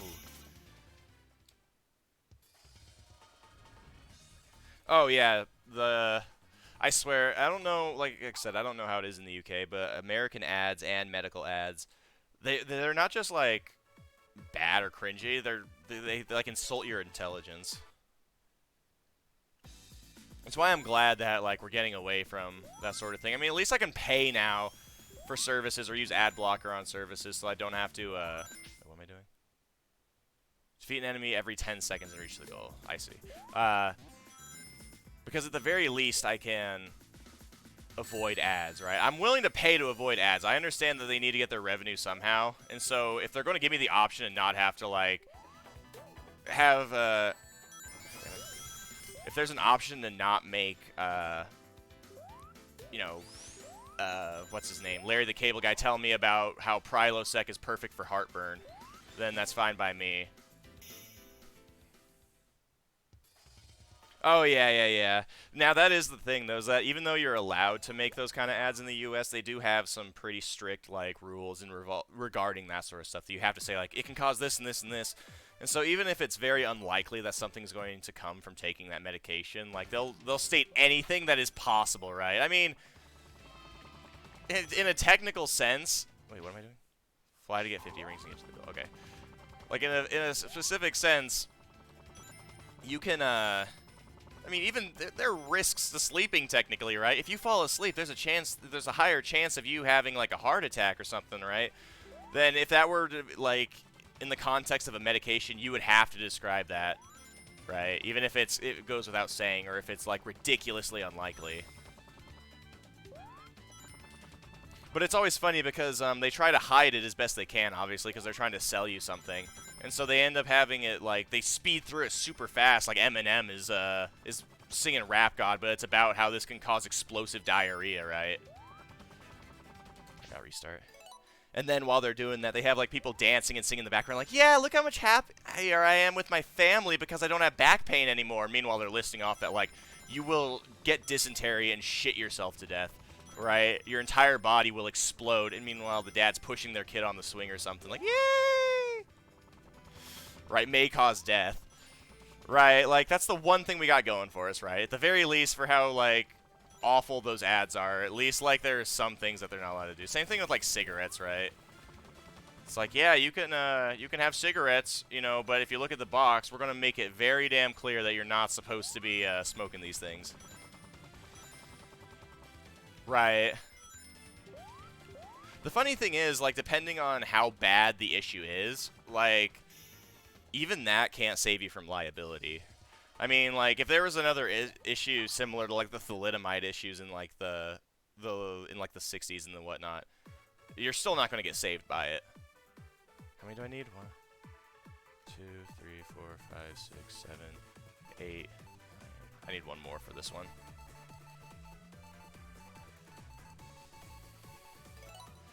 And you could also debate that, the idea behind... Wait, what am I doing?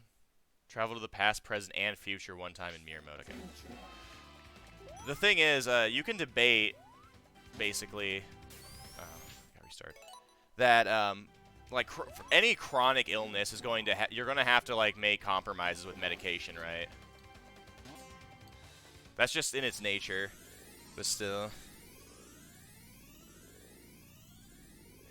Yeah, I mean, we know better. Well, I mean, the thing is, you would think that people would know better, but the thing is, I'm pretty sure it's pretty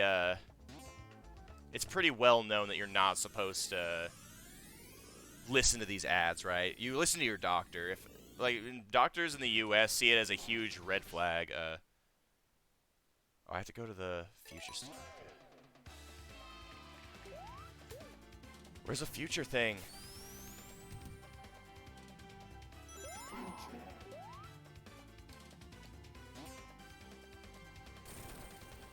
I don't have a lot of time. Okay, that should be good. Perfect.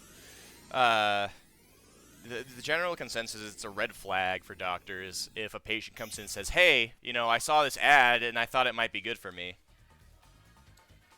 Right, yeah. Some of it depends on what you watch, too. I don't watch a lot of TV, so I don't have to deal with the ads anymore, but, like...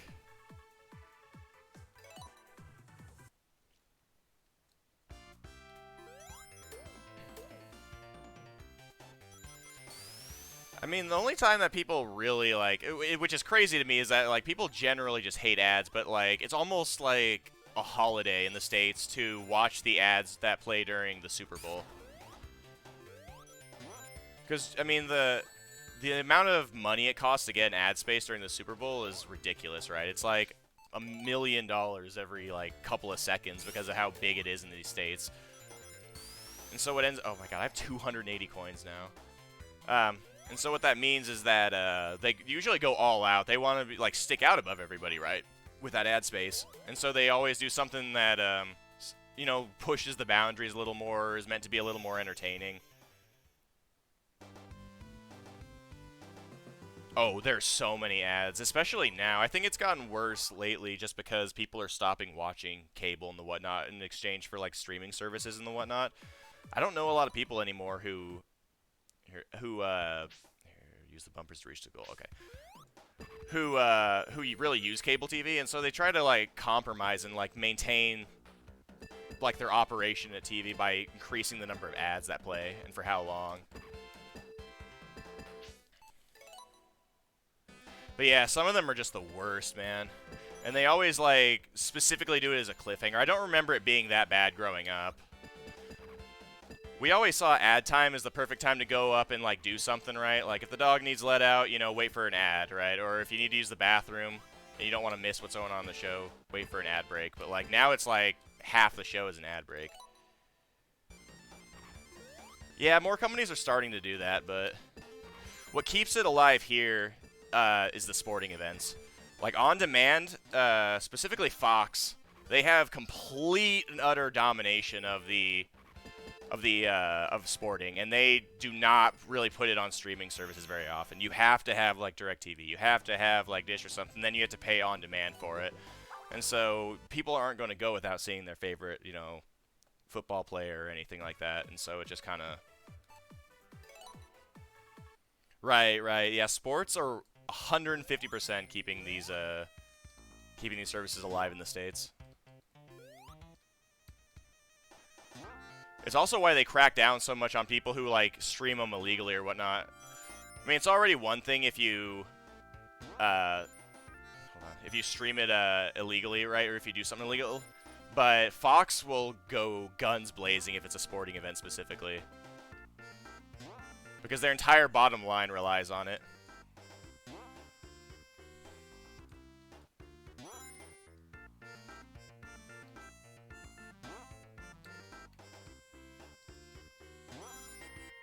I could have gone there. I'm not going to make it in time.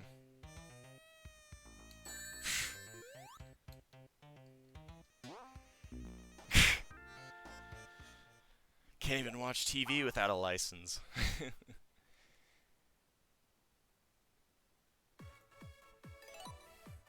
I always hear people make jokes about that in the UK. Like, you gotta have a license to do this, do this, do this, go here, go here. I mean, at least in the States, we just use our driver's license for everything. You don't have to show any sort of certification for basically anything. Unless, of course, like you're going for a job or something, and you need to like prove that you like did something or have certification in something, right? I mean, like, what would you need a license specifically to do in the UK? Like, that you could be policed on specifically. God damn it, I messed up.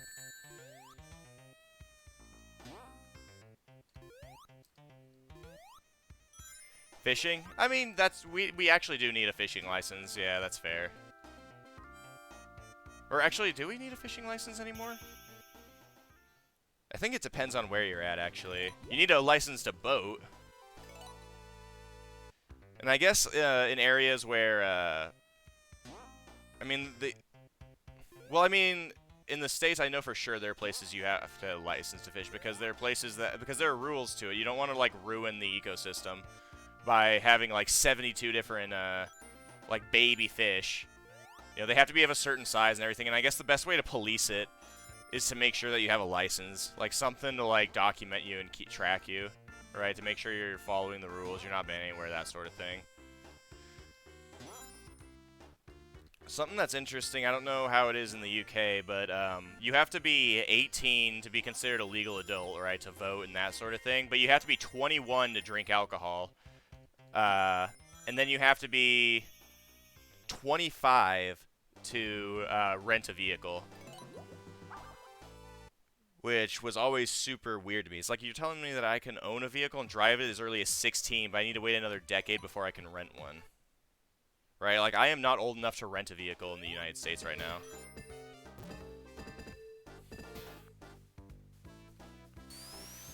$25 to legally buy. Yeah, you're not allowed to drink at a pub either.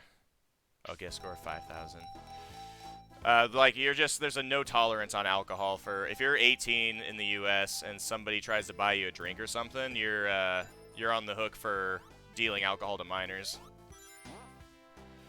People always, criticize that rule too because, I mean, not necessarily because, I don't think that, you know, young people should be drinking, but it's the fact that you can join the military in the U.S. at, like, 16. Right? And so it's like, you're telling me that this guy can join the military, you know, get thrown into a war at 16, and make that decision for themselves at 16 years old, but the moment they want to drink a beer, right, they have to wait another, like, 5 years. Wait, I have to find the exit. Oh, I didn't even. God forbid I read the instructions on this. Where even is the exit? Is it down here?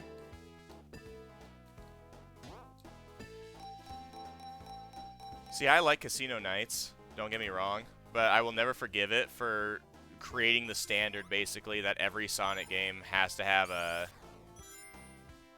pinball in it. I mean, in some states of the Union in the U.S., depending on where you're at, you can marry, like, kids, basically, which is absolutely insane. The whole, like, porn thing is really weird because, like, the general, like, consensus about anywhere, it doesn't have to be, you know, the U.S. or UK or what have you, is that if you can't enforce a law, then the law doesn't exist, right? And it's like, when have you last seen an instance of a kid being arrested for watching porn or, like, anything like that? I guess there are, like, other, like, details to it, right? Like, in specifications. Like, you can't sell it to kids, obviously. But that's what I mean. It's like, the most that sites will do is say things like, you have to be 18 or older. Please hit yes if you are. It's like, you know, what policing are you going to do if a kid lies, right? Like, I understand the sentiment of it, but if you can't straight up say, if you can't enforce that law doesn't exist. Then it's just a suggestion.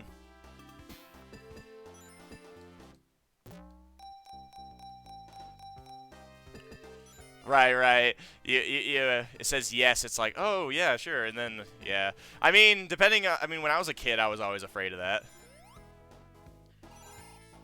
I was always worried that if I remember as a kid when I had my first Android phone. It was it was around the time that you know, games like Angry Birds and whatnot were coming out.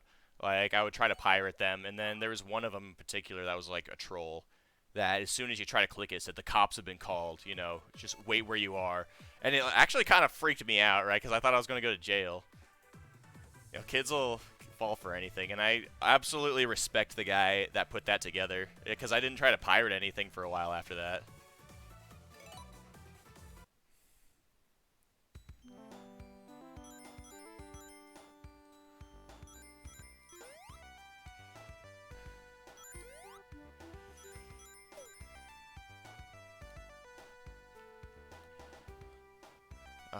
I tell you, man, this is probably one of my favorite tracks in a Sonic game.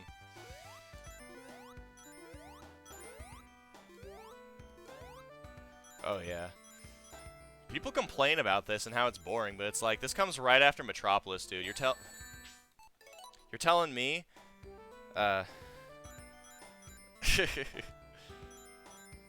very nearly accidentally called emergency services.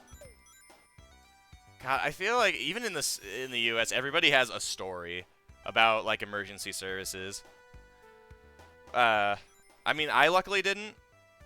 Well, I mean, but like, there's always this like, I was a kid during the period that started in the late '80s and kind of went into through the '90s and into the early 2000s, where there was this incredible like fear of like kids being kidnapped or anything like that. That was kind of accentuated by things like the milk carton program and the whatnot, kind of blowing out of proportion the odds of these things happening. You know, like we were the kind of family that's like, okay, you know, if someone goes to pick you up, you don't know, you know, ask them for the password, right, that we gave you, and remember this, so that way you know if they're trying to. It's like there weren't that many people that were being kidnapped, right?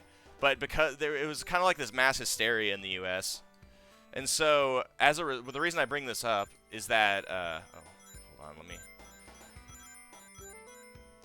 Oh my God, I'm not gonna have enough. The reason I bring this up specifically is because, oh wow, they're really tight on this one. My comment goes me slow just right. Oh yeah, some phones still have that, but as part of like this hysteria in the U.S. about like missing children and kidnapping and that sort of thing, they would have days where in schools, local police officers would come into the building and like inform kids on like, hey, you know, this is what to do, you know, yada yada, and remember 911 and whatnot. The only thing is, when you're in the first grade, which I think was about the time that they would have been telling us about it, what do you think kids are going to think, right? Like, kids are going to immediately assume the worst when you start telling them, like, this. It's kind of like how as a kid people always joke that they think quicksand is going to be a bigger issue than it actually is because they just hear about it. It's like people assume. So everybody I know growing up, God damn it, had this idea in their head at some point that something was an emergency when it wasn't, right? Like my brother called in the States it's 911. You know, my sister did. I didn't, but I threatened to call the police on my mother for not giving me extra chicken strips or some shit because I was like 7.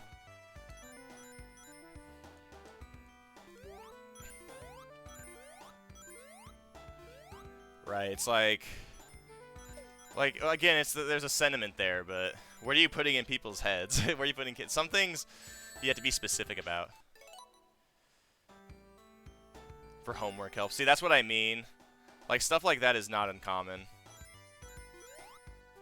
I think I mean, it's definitely not that way anymore. I mean, especially with Amber Alert, people are more aware. But I don't know, there's just a period in time where everybody was super worried about it. And then it, like, came out that a lot of the information that was being presented about, like, the rate that kids were being abducted and whatnot was kind of falsified, or at least presented in a very biased way to, like, kind of monger fear, right? Like, to blow out of proportion the issue.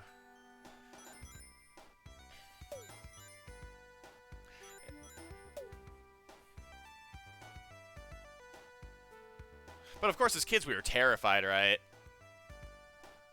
And I think that was also kind of the beginning of the period where kids stopped having as much freedom while growing up.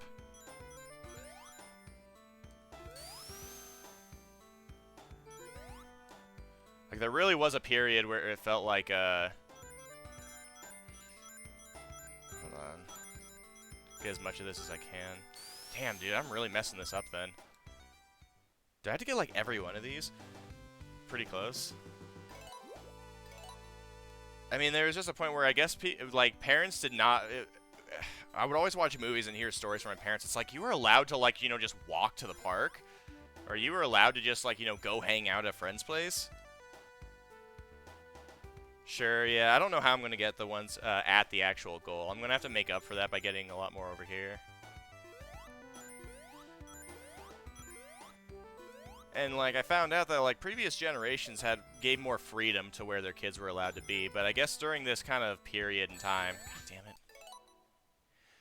But during this period of time, I guess people were just so worried about like kids disappearing that like I couldn't go anywhere, the park or a friend's house without like express like understanding and like acknowledgement from my parents or being there. Yeah, then I mean that's true for me specifically, but it's like I still wanted to go out and do things, but it's like I wasn't allowed to bike to my friend's house because my mom thinks our sleepy little neighborhood, our retirement neighborhood, was gonna have some kitty diddler that's gonna come and take me. He'd probably drop me off at the nearest intersection because he couldn't listen to me and I wouldn't shut up. That's probably what would happen. Not to mention I wasn't a big fan of candy either, like I mentioned, and so I wouldn't be very easy to entice. Hey kid, I got a new copy of Sonic the Hedgehog.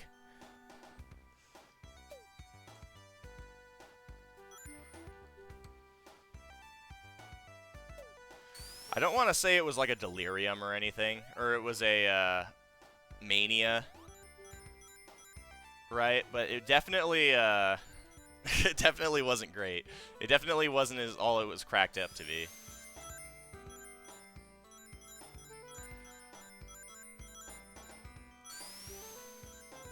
God, I've missed 4.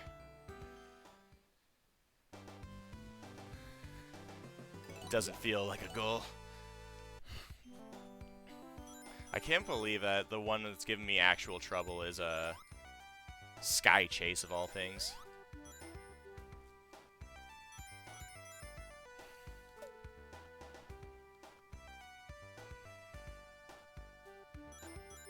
It is kind of also crazy to me how like musicians keep making music even though Sky Chase Zone has already been invented.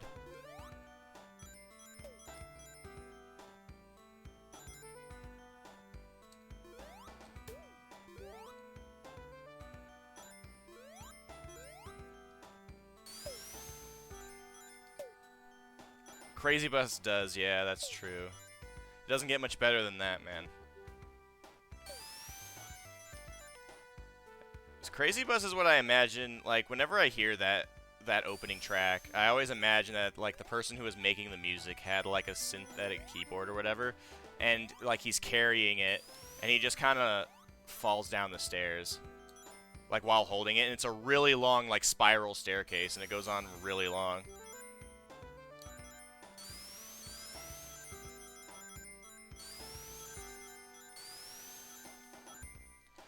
Nah, homie.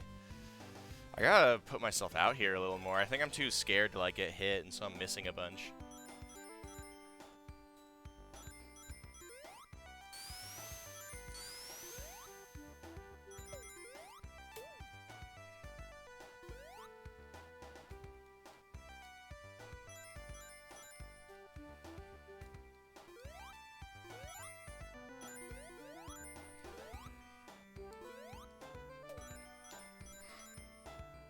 Ah, I see. See, in the world of software engineering, we call that like an overflow of some kind. I mean, I get that, but there's this thing called music theory, right? Like, I could understand it if he tried to make like certain segments of music that played in a different order every time. But if it's literally note for note, then you're never going to get something like cohesive. Not to mention, oh, God damn it. Are there actually different versions of the Crazy Bus music? I've always heard the one.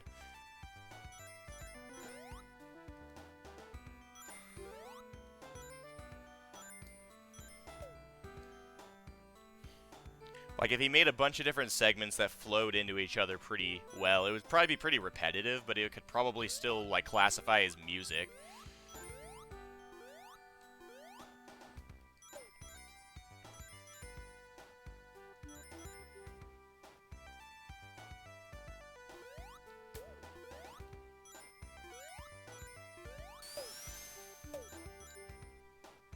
But yeah, I actually didn't know about that.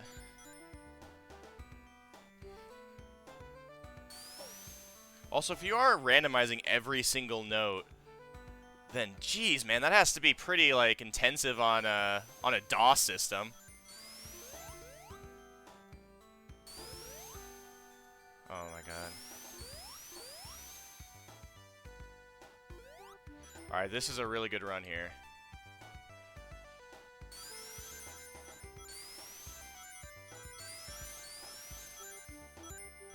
God damn it, man. No! I needed 2 more! Those 2 right there I needed, man. Ugh, this one is way harder than the rest, I swear, man. I had some close calls either way.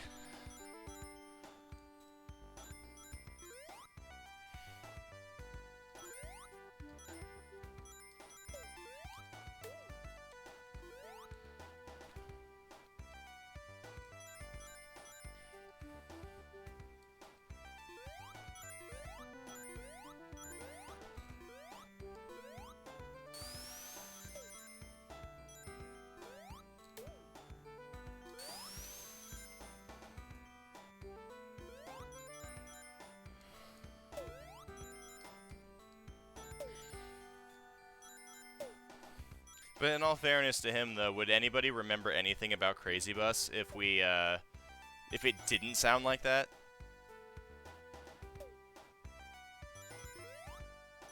Oh, I missed one. Holy crap, dude, it's so close every time. This is actually really stressful. Alright, come on.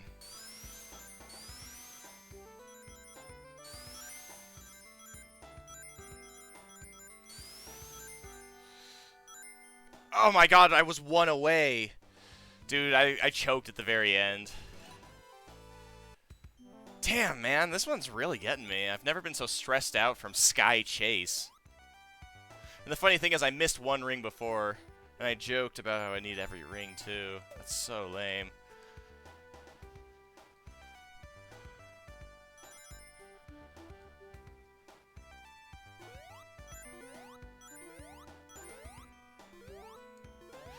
We do a little bit of choking.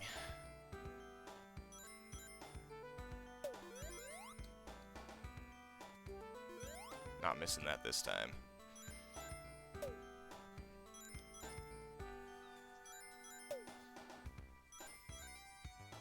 A very tasteful, very tactful.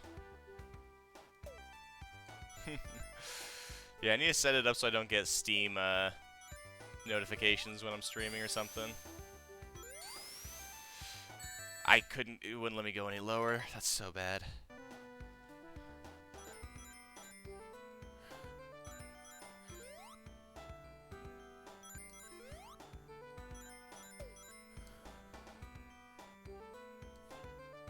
The worst part about the sickness I've had, I think it might have been like strep throat or something. It still might be. Is the thrush tongue, man. You know when you have like the white crap all over it? It's like I want to enjoy my favorite meals, but it's like it hurts.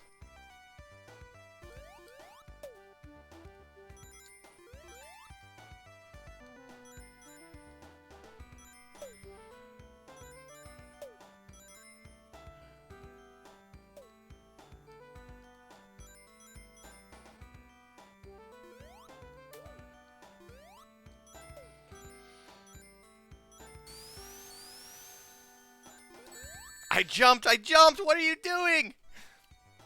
Oh, this makes me wish I had an actual D-pad, man.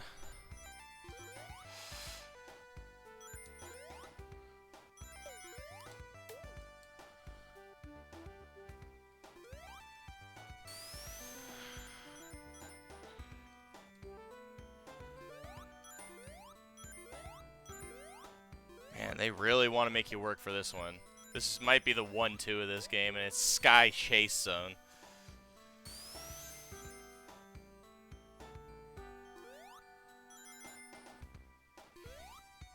It also looks really simple, but it's really, like, kind of weird. I also don't know exactly what I'm allowed to get away with on the Tornado.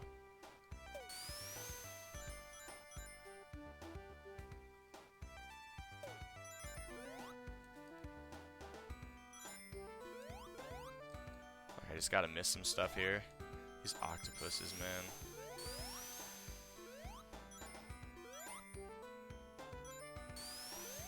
Uh,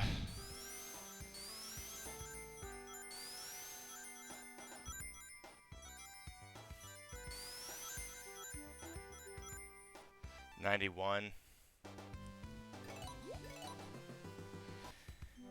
Like, because I don't have a traditional D-pad, I have, like, the one that has the nubs for, like, 8-axis. Or, like, 8 directional, you know what I mean? And so it's really easy to accidentally curl up into a ball.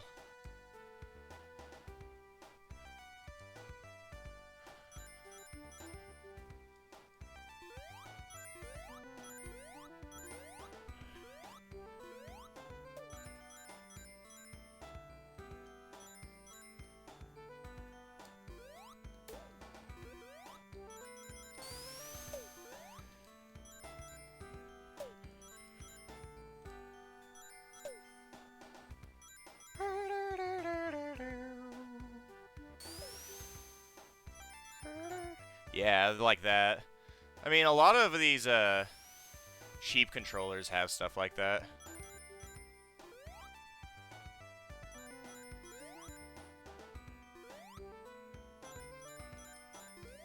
Alright, let's do it.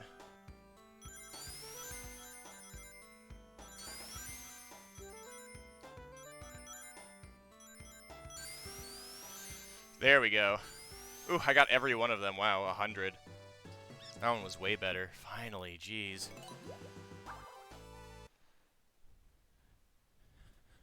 If I wanted the achievement, I didn't even have to do that. I could have just skipped it. Reach the goal as supersonic. Oh yeah, Metropolis is the best zone to be doing this with supersonic.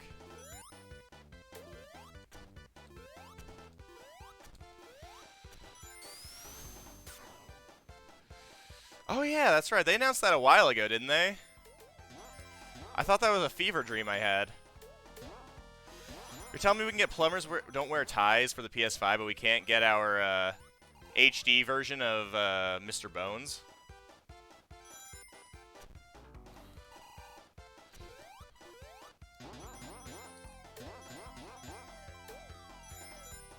Damn, I was going pretty quickly there, too. Oh, it was by rings, not by time. I was one ring away, too. Well, I mean, time does account for it in a supersonic, but yeah.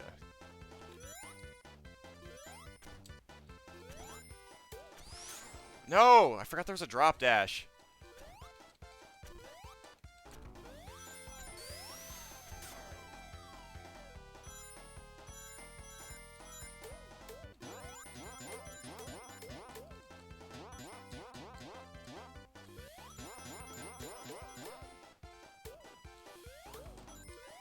Need a way to get rings here.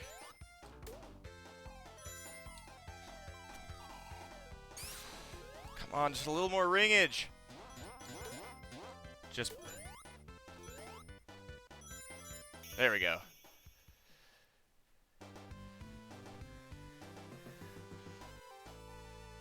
Crazy Bus was released in 2004 for the Genesis. Yeah. That almost makes me feel bad because, like, that guy probably was, like, really passionate about it, too. And so it's like everyone shits on it.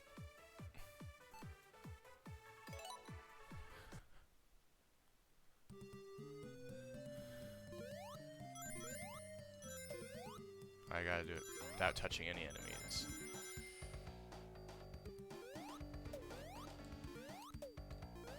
Ah.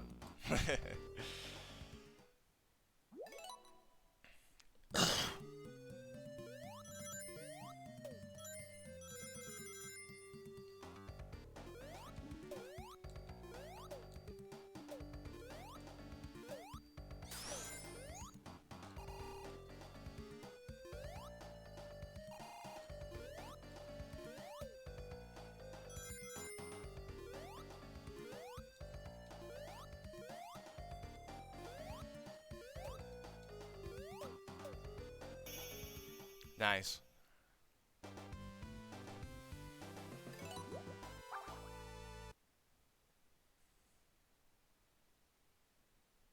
I'm making bank off these missions, man.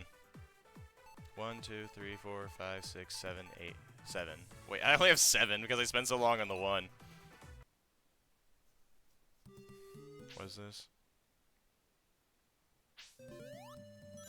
We're going for a swim, boys.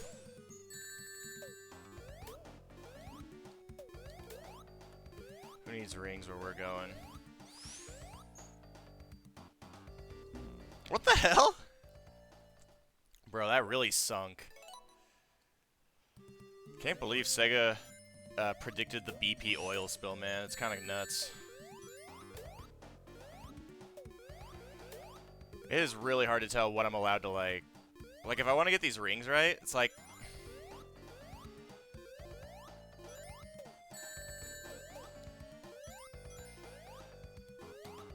Please come back up. Holy crap. Wow.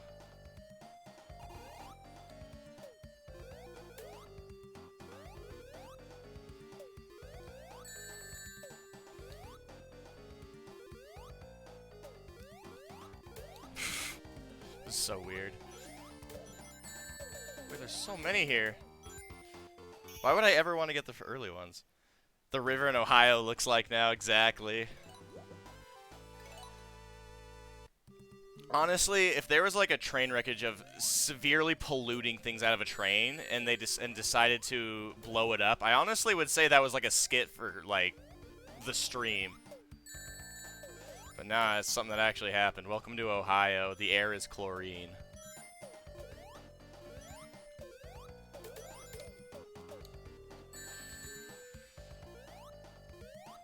Yeah, I gotta restart that then.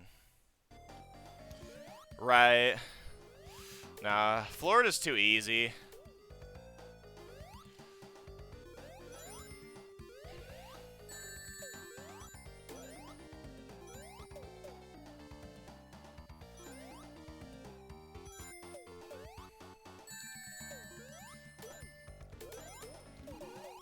No, I need one more. God damn it, man. The thing shot me up.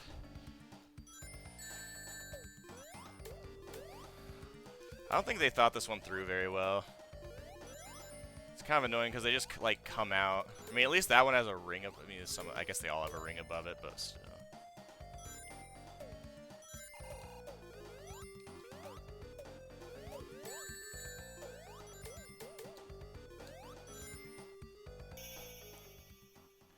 Yeah, Florida is very easy. But Ohio is kind of another, like, punching bag state. People always joke that doesn't actually exist. It also has its fair share of things to be critical about, trust me.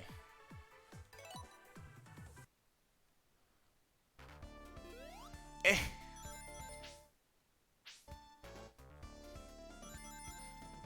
Honestly, man, the doggy paddle is the most adorable thing.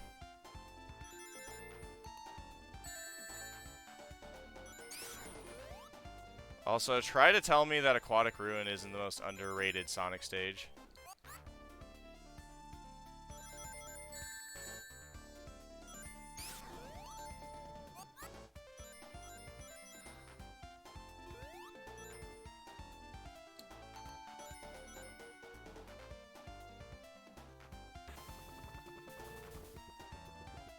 Wow, with 35 seconds to spare. I will never not be baffled by the balancing of these challenges by Sega in any of these games. Exactly. Okay, but this one is actually fun. I didn't like it as a kid because I hated the water stages, but would you take this over Labyrinth though, right?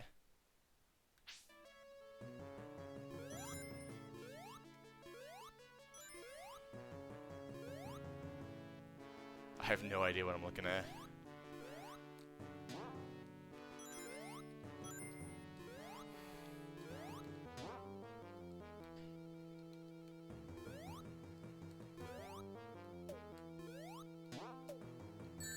Thanks, game.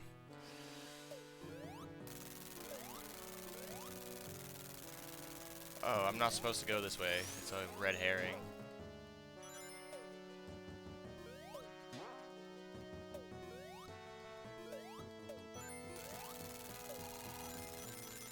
At least I like the music to Wing Fortress.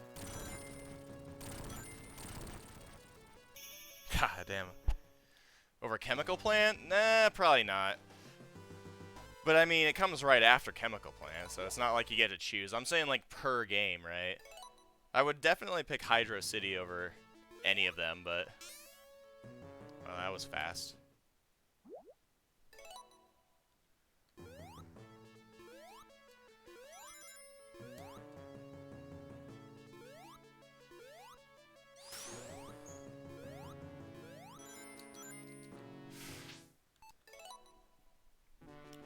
I guess so. I mean, oh yeah. I mean, if you're talking about, I mean, Chemical Plant is probably a little better, but the music to Aquatic Ruin, and I like the setting of the stage. You know what I mean? Dude, that single thing right there. Like, if you hadn't already played this, how are you supposed to know that that thing's gonna shoot you?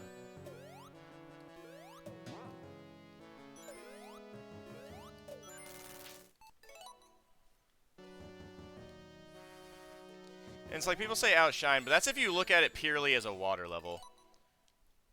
I don't look at it as just like the water level, right? I like the music, I like the aesthetic and all that good stuff, you know what I mean? All that jazz.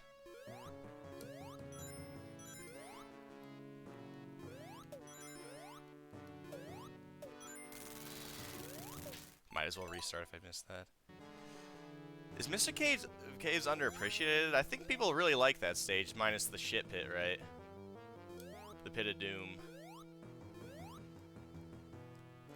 Wait, why did I wait for this? Exactly. The only water level that's bad in Sonic games is Labyrinth Zone, and by extension, Scrap Brain 3.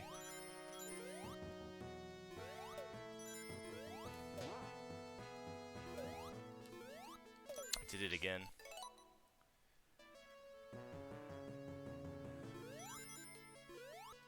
See, I think most of the people that hate the water levels in Sonic games were like me growing up, where they didn't realize they could use the bubbles. Ooh, too fast, wow.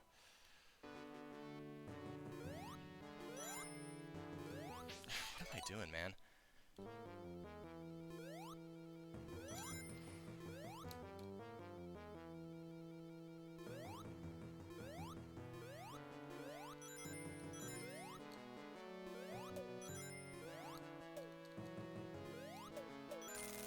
Wow, it still doesn't open for me. It wasn't even starting to open.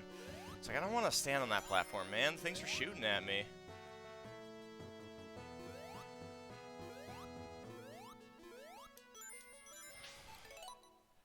Why do I have to why do they time this so weird, man? It's not fair.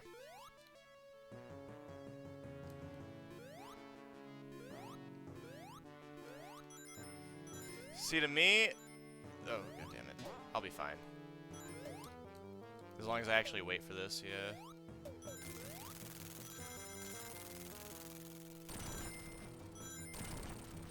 There we go. Oh, finally got Sonic 2. Exactly. Maybe we should bring the Boots and Cats back. Speaking of rhythm games, I've been asking, but I haven't gotten any answers on if that new... What's it called? The one that everyone's talking about came out.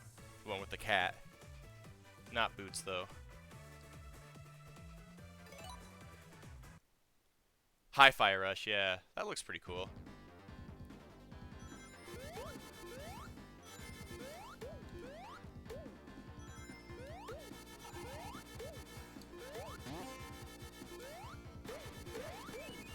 Well, that's about as fast as you could do it, right? Less than half of S rank time.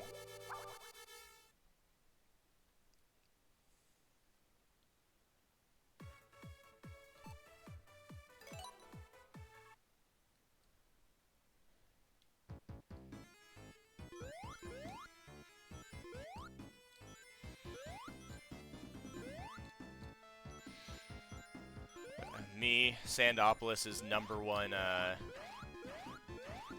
greatest sympathizer.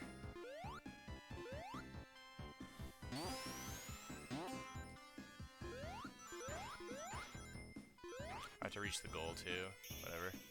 5 seconds to spare.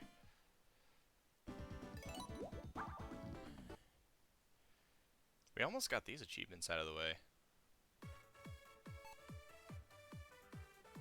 That's a Knuckles one. I have to scale the wall.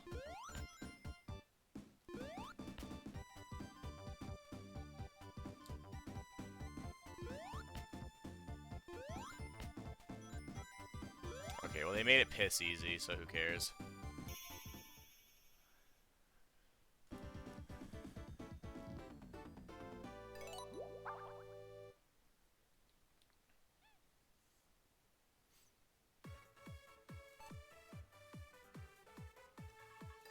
Oh, this should be pretty simple too.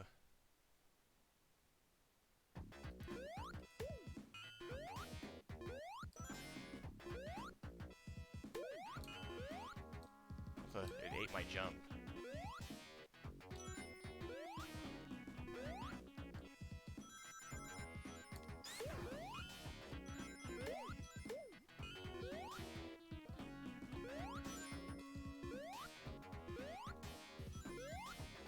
Ah! I keep forgetting the complete the stage part of these every single time. I want to check out that Hi-Fi Rush game. I know people are going crazy over it too. I mean, I don't even know much about what it's about. I just thought it looked cool.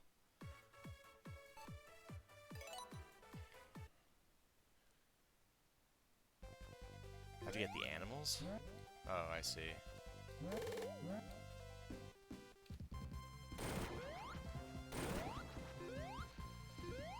Oh, I have to go up with it. Okay.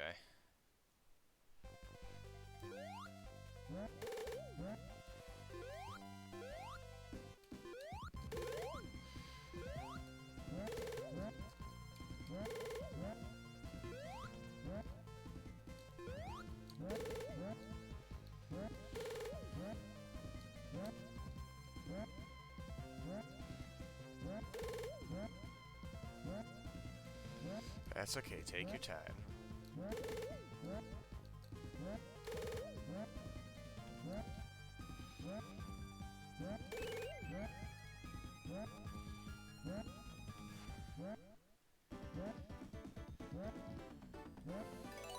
Again, cool idea, just not a lot going for it. I still think that the best, like, missions in any Sonic game go to Sonic Generations.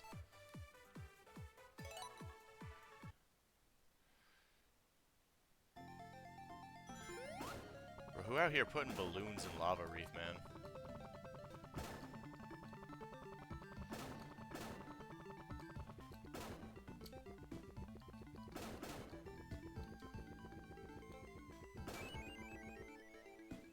Whew! Panasonic? Panasonic when he goes to do the dishes.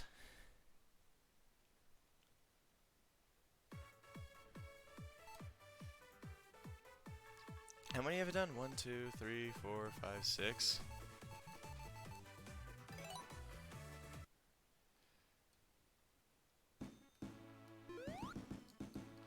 I almost immediately forgot. Like, my neuron activated, man. It was even shining. Apparently, this is the stage, where the new music is the one that people complain about the most. Which I can get.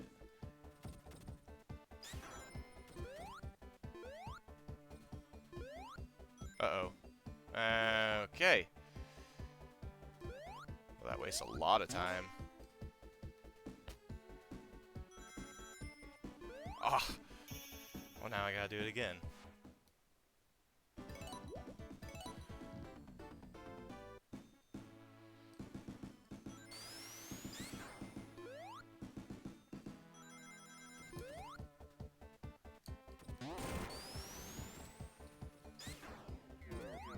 It's faster to do this, isn't it? No.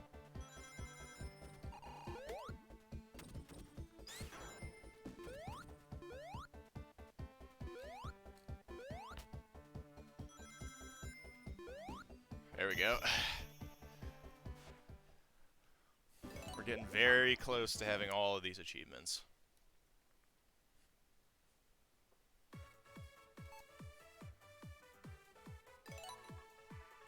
Favorite shield? It's gotta be the electric.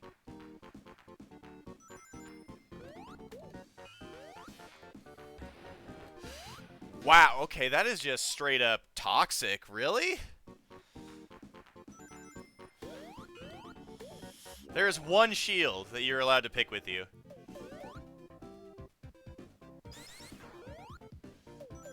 designed this challenge? This is what it's like voting in the United States, man. Like, pick your favorite. It's like...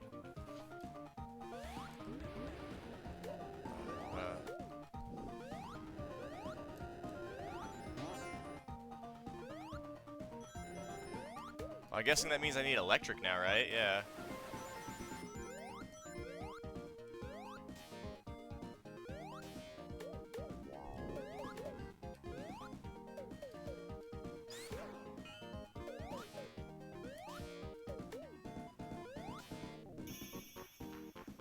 Right. Listen, maybe I'll run for president. I promise that, I can be a silly boy.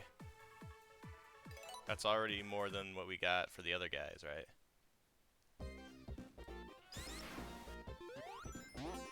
Alf gets remastered? No, Alf is banned. Are you kidding me? Nah, we ain't doing that, homie.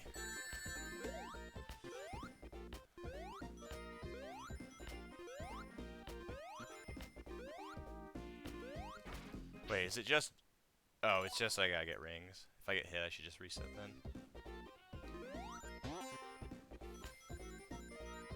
Now, if you think that there is a man, woman, child, or dog that is allowed to watch Alf,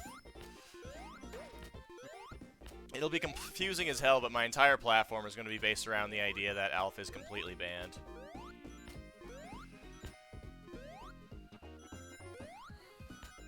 And then people will vote for me because I tell it how it is, even if what I'm saying is pretty much nonsensical.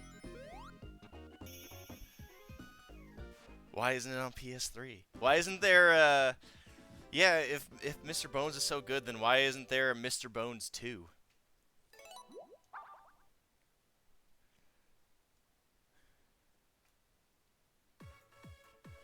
Wait, I didn't get an S rank?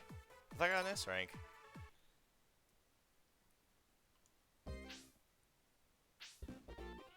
Oh, I got the rings, but did I not get time or something? Oh.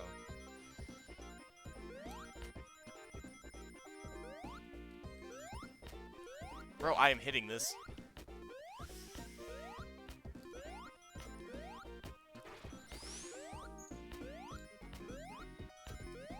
These flies, man. Why are there flies in an underground temple anyway?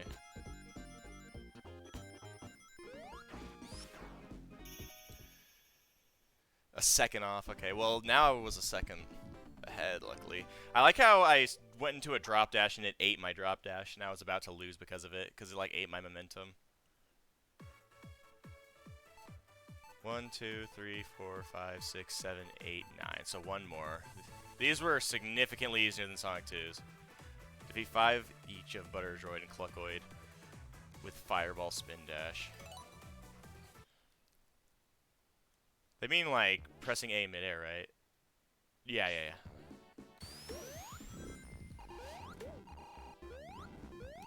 God, these are... I'm sorry, but... all of these challenges are designed like I'm playing World of Warcraft. Go here, kill 5 of this.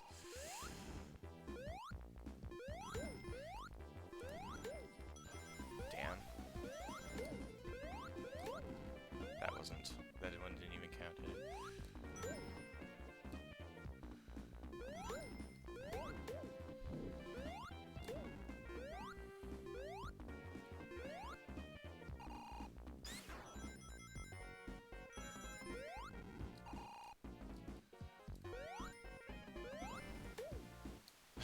Well, that counted. Wow, they give you a lot of time. Diet Knuckles. Diet Knuckles is not something I was expecting to hear today, and I'm kind of frightened of what it means. Like, Knuckles kind of, you know, cuts down on the calories, or he can glide, but he can't hit. Okay, wait. Let me look at the other achievements here now. Play mirror mode. That'll take just a second.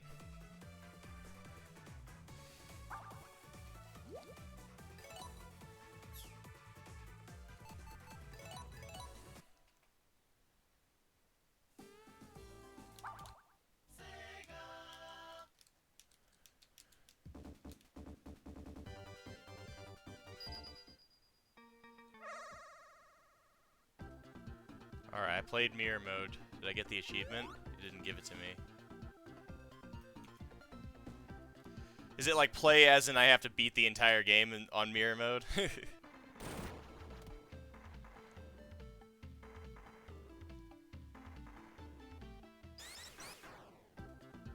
Or do I have to beat a stage, maybe? Look at me, I'm playing mirror mode. If only there was somebody to acknowledge my, my achievement for this. All the hard work I put into selecting this on the menu. And acknowledging Sega's attempts to pad out their game. Okay, but this does feel really weird, though.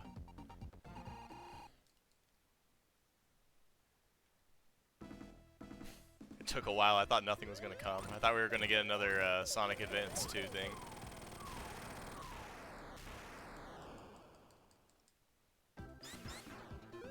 Well, if I knew I had to actually play the level, I would have just picked Sonic 1 mirror mode.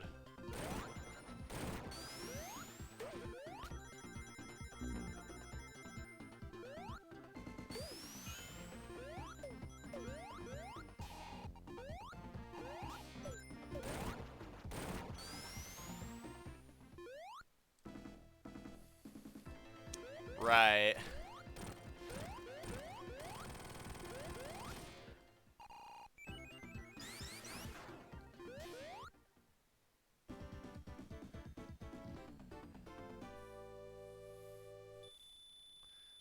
It's like they say, Luigi, all mirrors mirror the mirror.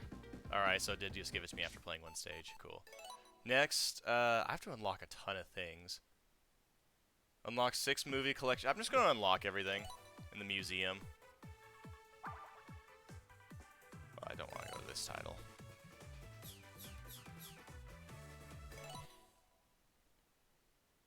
Tails gets the equality in the fact that he's invincible. That dude was cursed by God to never be allowed to reach heaven nor hell. Okay, so wait. Did I unlock all of this? I mean, I guess this is all unlocked. Illustrations. This is where I probably have to unlock a bunch of stuff, right? What is this? Unlock us. View a premium collection item from the museum. Wow, look at that. Gee golly whiz, look at this. Museum time. Did I unlock all of it now? What about these? Try the boss rush, okay. Alright, well I do have to unlock all these though. In Sega, specifically Sonic fashion, I have to do it one by one.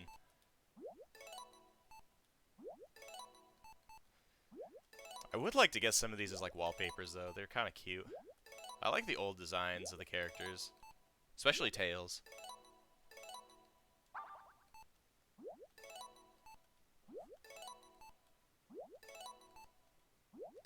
God, is this thing gonna run me dry? I'm actually gonna have to like grind more missions at this rate, depending on how many I have to unlock.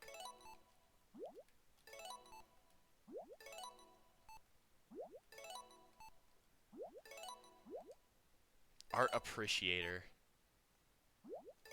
Wait, do I even need to unlock everything?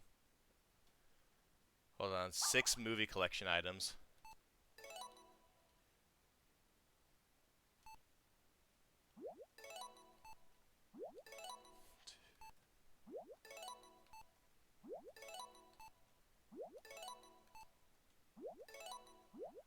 Alright, that's Movie Maniac. What next?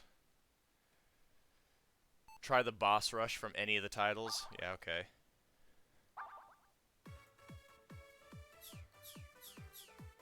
Let's go Sonic 2.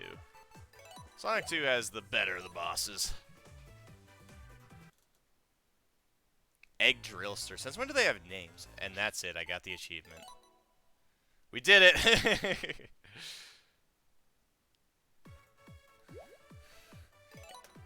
Okay, let me see what else there is here. Yada yada. Get the jackpot in Sonic 2's Casino Night Zone. Okay. That one's a little more reasonable for an achievement.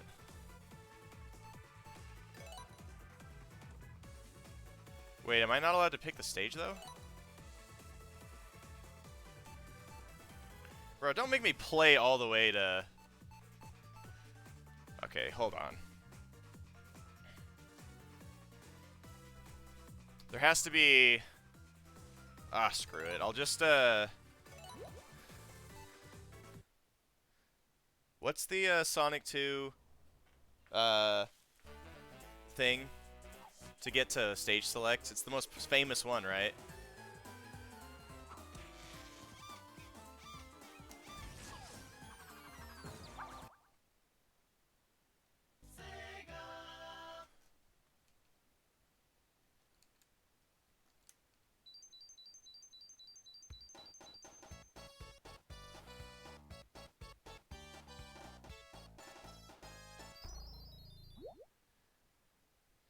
Knuckles and Tails.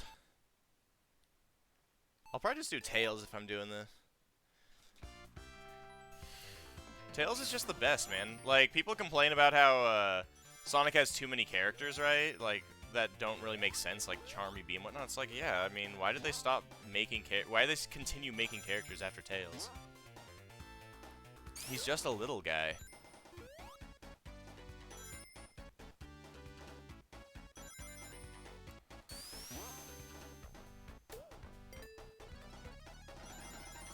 So Casino Nights, that's the 4th stage. Damn. There's a raccoon character. Which one's the raccoon? Is that Marine? I haven't played Sonic Rush Adventures. I don't know what Marine's supposed to be. Yeah, okay, it is Marine.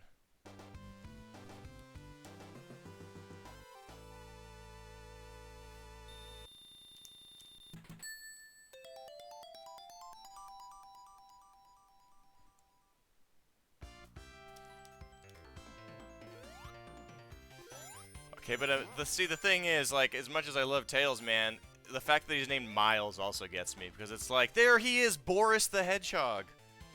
Oh, it's Wallace the Echidna.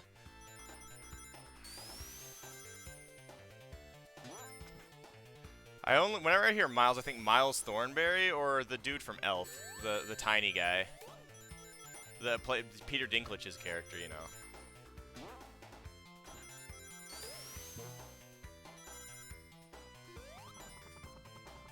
I wish there was a better way to descend in this game.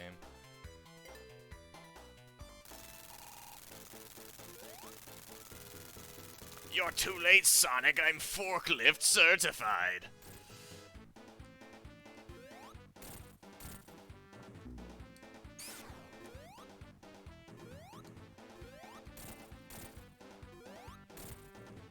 He's gonna shoot it at me. See, that's his master plan.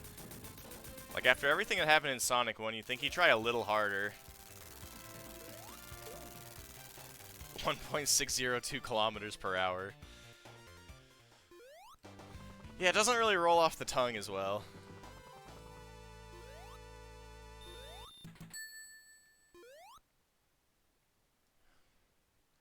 Now I just imagine, like, a bootleg Tails that you would find in, like, a store named, like, Yards Per Second or something.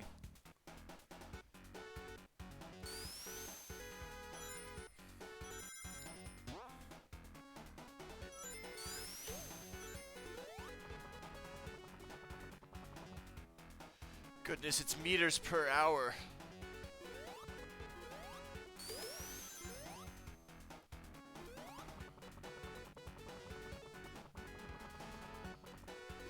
He is not slow. Doesn't he keep up with Sonic?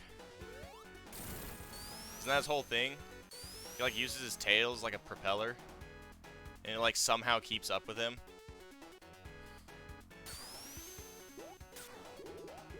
Or the fact that he's a super genius, but, like, and he's basically superior to Sonic in terms of, like, ability, but then, like, is still the sidekick because no confidence. And then when he gets confidence, it's like, I don't have confidence anymore. Eggman is faster than Sonic, dude. That guy's on the keto.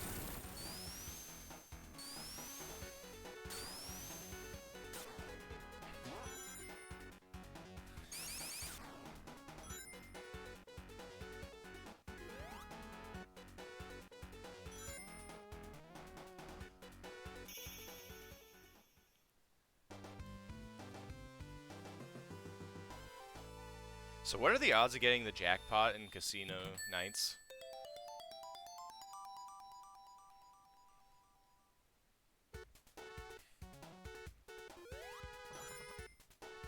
Is it like, I mean, I feel like I don't get it very often. Casino Nights is the only stage where it's possible to get more than 300 rings in a Sonic stage, if I recall, too, because of the infinite amount that you can get from slots.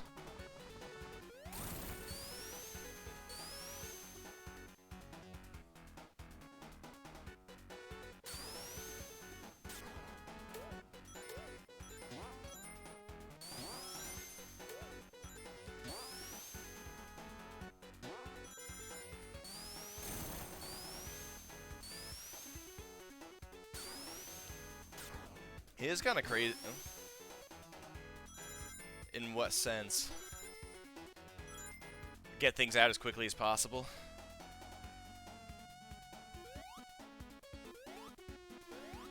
Oh, gambling. Right. Yeah, but I mean, at least there's some enjoyment to be found out of Sonic gambling. And at least I don't have to open Dr. Robotnik's loot box extraordinaire in order to get a Super Sonic. With a 10% chance of also getting a Chaos Emerald with it, you feel?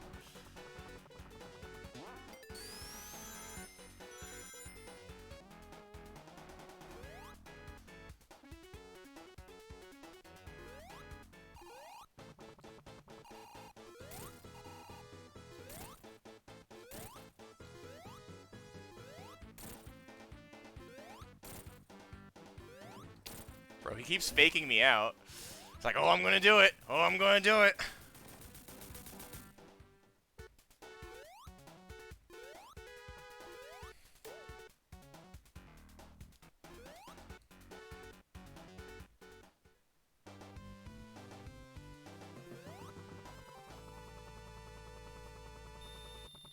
Alright, now we just gotta get through Aquatic Rune. And that's the thing, is that can you really call Aquatic Rune a water stage when you can skip all the water in it? In fact, I think it was an achievement in like the Xbox version where it's like you have to beat Aquatic Rune without like stepping foot in water or something.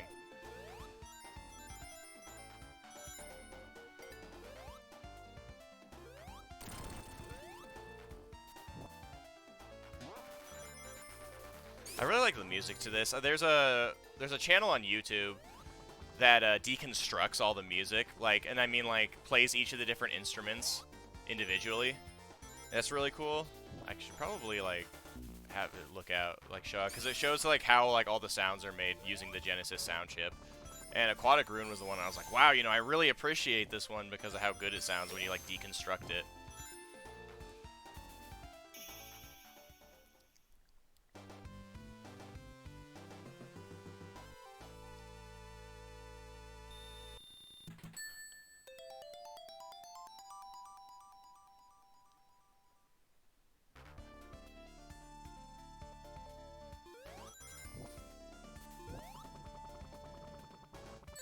You're fucking with me.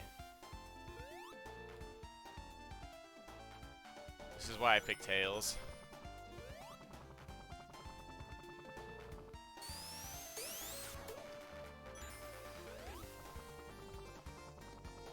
I don't want to go into the water. I don't want to take a bath. Son of a...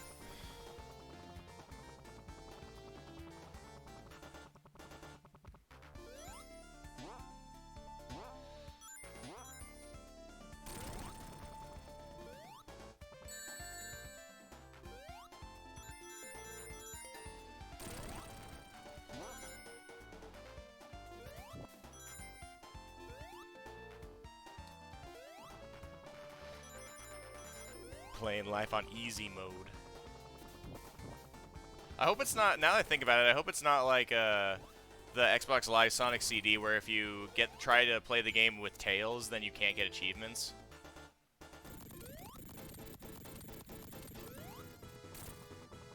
Whoa! That sent me high.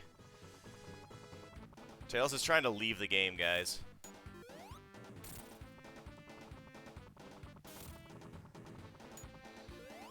I really prepared this one for Sonic in mind.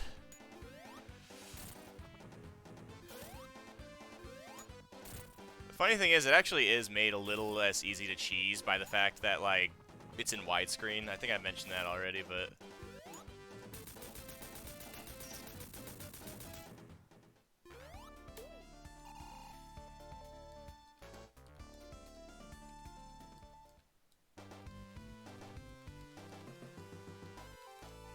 Exactly. Well, I mean, now that, I mean, after, like, the arc with Sonic Frontiers, maybe we'll get more solo stuff with him. Alright, here we go. I'm feeling lucky.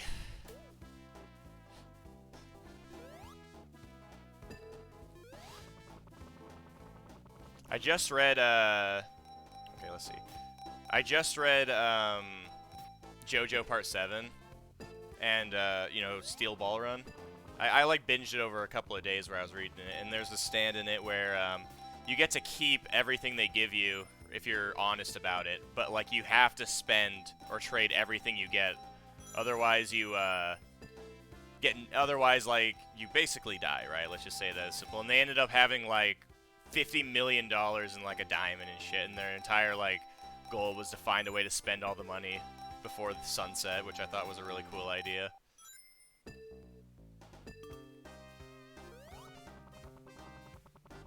No! I need to gamble! 90% of all gamblers quit right before they hit it big.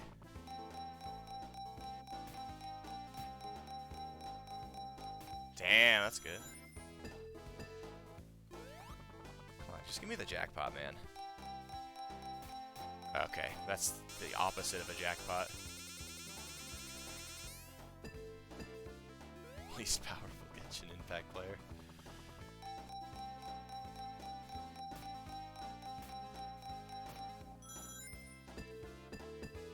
No!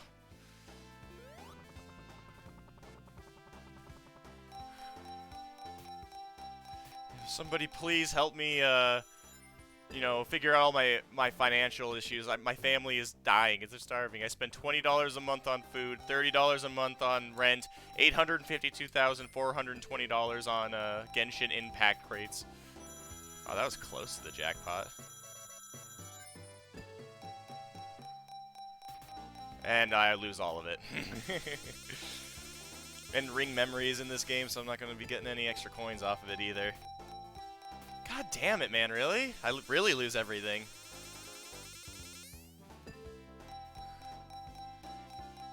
I said I was feeling lucky. I'm gonna time out before I get the jackpot.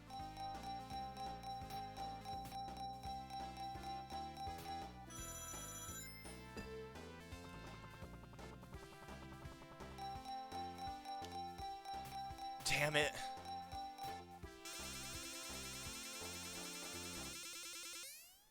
Thanks, game.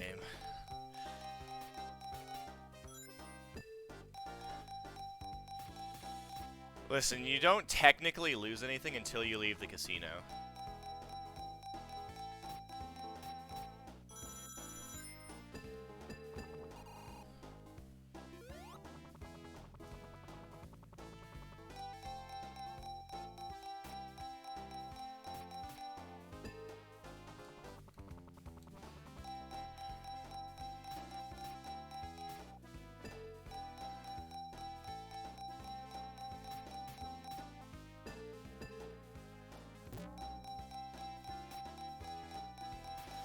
In terms of money, we have no money.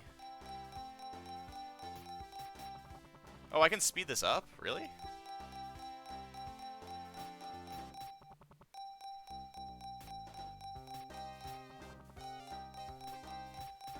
Uh-huh.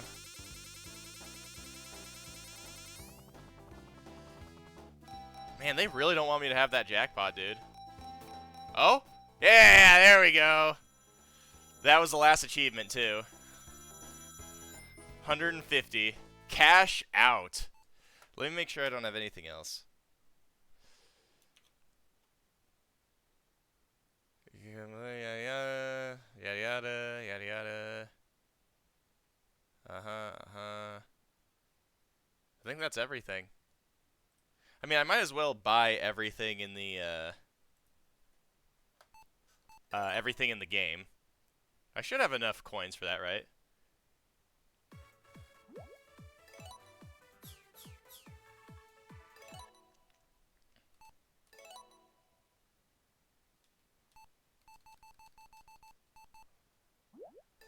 Let's see. Watch it be like I have to go in and grind a few more. I mean, I guess technically if I want to call myself a true completionist, I have to do all the missions too, even if I have all the Steam achievements, but... No, I don't care about Sonic Drift. Guess another Tails game, man.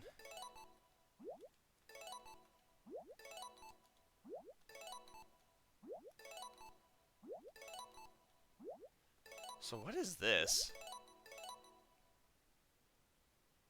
Oh, it's just the music. I was about to say, Virtual Sonic? You mean like Virtua Hamster?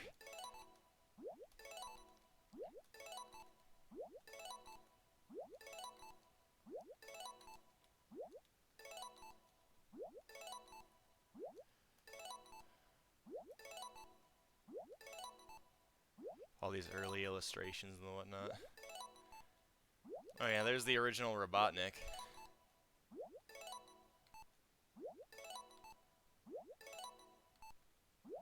So what is this? Oh my god, can I read these? That just says Nya. Nikki? What does that say? Brenda? Bro, who are these knockoffs? Why does he have a pipe? Sonic, I'm gonna give you a 5 across the ass! Wait, what's this one? Okay, that's kind of cute looking though.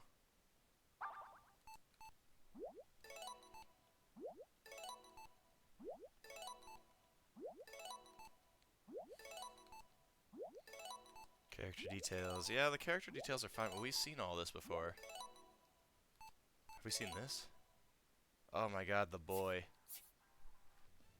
I hear it, I can't see it, hold on.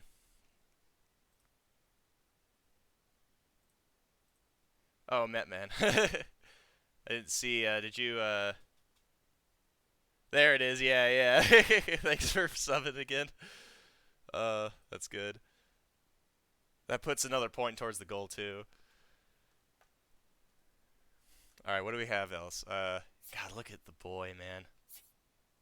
This is like, if there's ever an art style I wanted to, like, learn how to do for, it would be this kind of, like, cartooning, right? Not, like, specifically for Sonic, but just, like, just in general.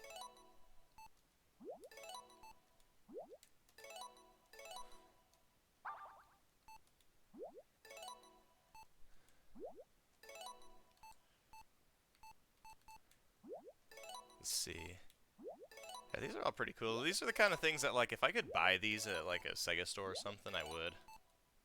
I'd have something like that. I used to have, like, a poster of some kind, but it's like, I'm getting to that age where it's like, you know, if I'm ever gonna bring someone over and be like, oh yeah, just put your stuff at the door, you know, we're going up to my room, and then I come in and there's just, like, a bunch of, like, Sonic posters and stuff, it's gonna be like,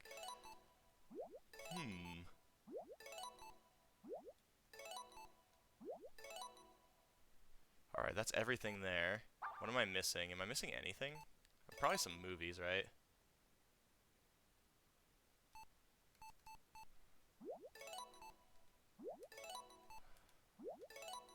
We're that much closer to Alf.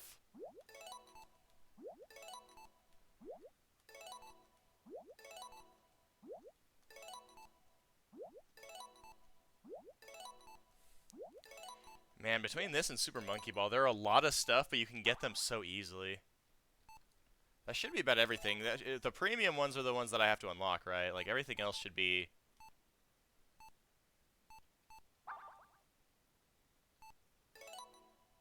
Make absolutely sure, though.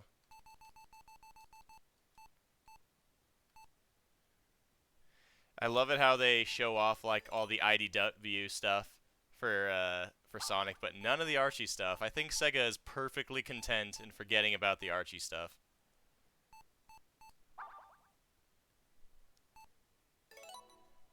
Either that or they'll get sued by a particular man. Oh, they've got Knuckles Chaotix here. I have to play this at some point. I don't know why I've never played this game before.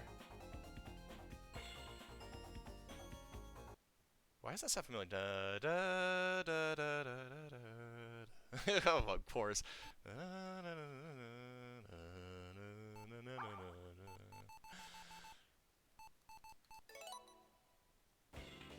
Man, this isn't the best song in the Sonic, in the Knuckles Chaotix soundtrack. It's just a tribute. Yeah, that's what I hear. But I mean, I still have to try it. I have to be able to say it. I played it, right? Sonic 3D Blast. Sorry, Sonic 3D Flicky's Island. Of course, this one right here is always close to my heart because this was one of the first guitar covers that I would like shred when I got my new amp. What I still use actually was I did a cover of this track. God, I gotta play 3D Blast sometime. I want to get the Steam version so that I can play the DX edition. Is it considered a mod if it's made by the same dude who created the original, the same people? The only issue is that like if you base because I based my rendition of it, my guitar rendition of it off of the Sonic Adventure version, which uses a sitar for a lot of its points, and so it has that little twang to it. You can't really replicate that very easily with my electric, any of my electrics I have. Here, wait, I gotta... Oh.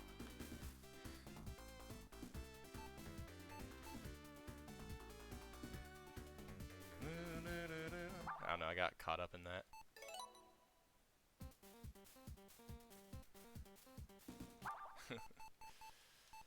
Oh, wait, I am missing stuff.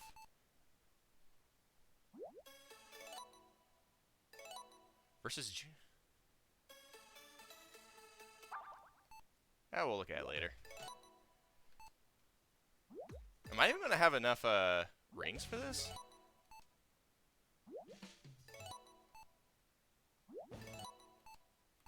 Oh my god, how many do I need? 5, 10, 15, 20, 25, 30, 35. I need 40 more. Get back to the coin mines, boys! It's probably gonna be like 2 missions worth, though. Let's go back to Sonic 3. Those had some pretty easy missions, I think.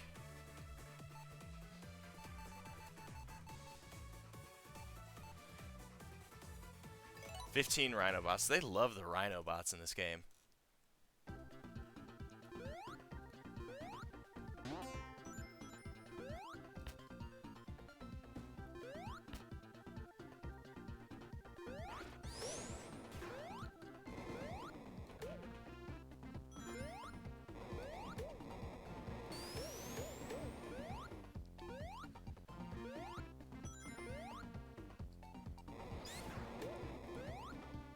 Come on, be a good boy.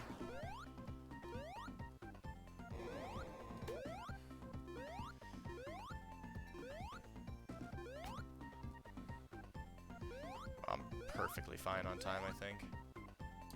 As long as I don't dilly-dally, I'll be fine.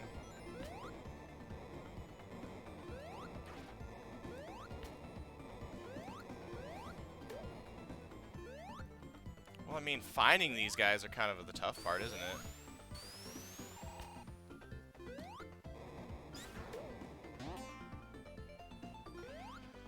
Well, maybe I'm not so fine on time if I have to go hunting for them. We're poachers now.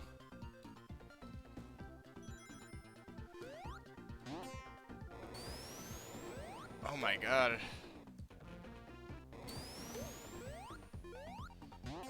One more! I have 5 seconds! Just give it to me! Where are they? Jesus, man. Here, let me start off by getting these down here, then. Alright, if that's how it's gonna be... Oh my god, let me do things.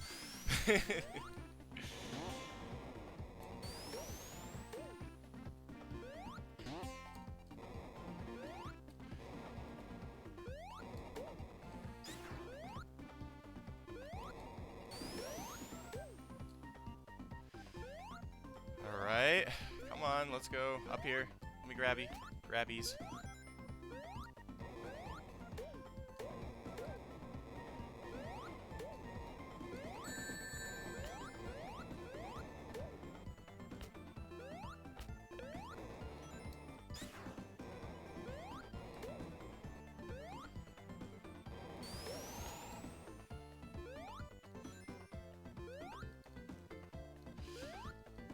Oh, shoot me. Where do I... Dude, is this last one just hiding?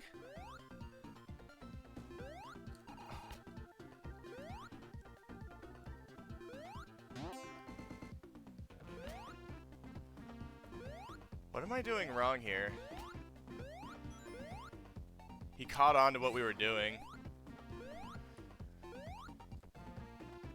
Yeah, I don't know, like, where I'm missing one. Here, let me go look for it before I start again. This guy is a cheeky one.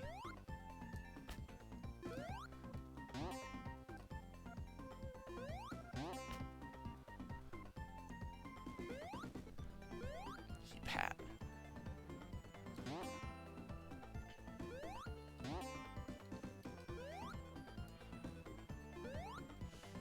Come on. I can't get up there. Where am I missing? Oh, can I go up this way? Did I miss this?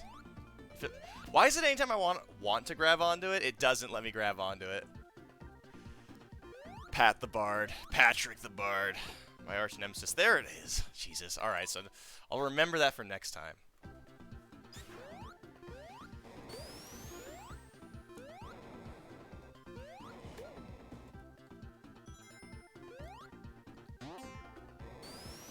Come on, there we go. Oh my god, he's... Okay, well I guess he just went and pissed off then. Come back, maybe? Was he supposed to do that? Make him last longer? I can look into it. I know they're... I mean, 200 a piece might seem pretty expensive. Okay, so... Here he is. Is this the one that pissed off? Okay. I don't think it should be that hard. So make him last a little longer.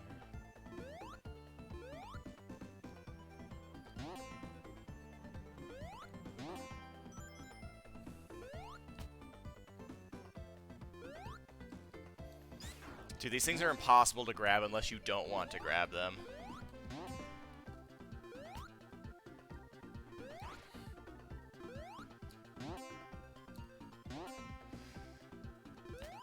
Impossible to grab, but also impossible to get off of.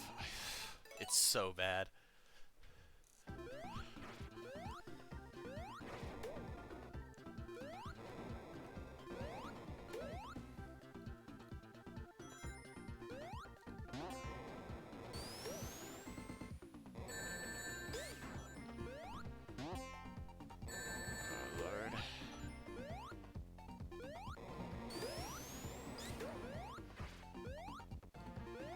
Well, I guess I could just go up this way instead of walking all the way back.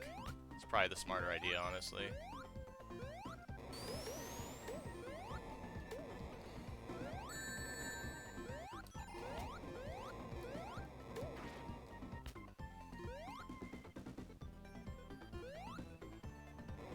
Please give me momentum.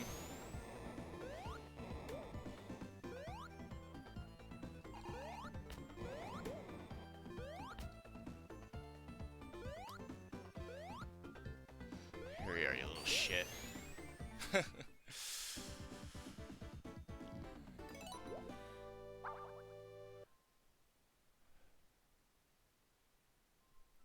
getting a phone call. Alright, how many do I have? That only gives me 20? I thought I had more than that.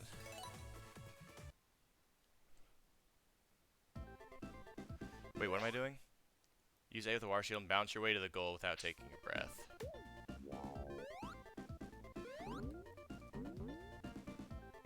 Okay.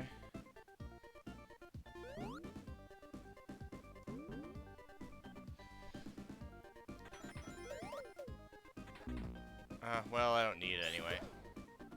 Well, maybe I can use it.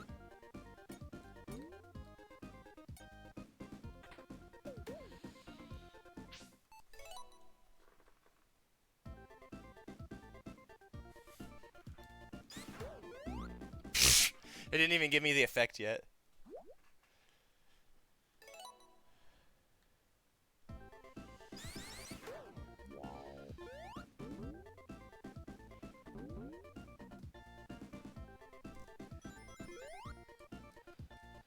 Yeah, I see these little guys.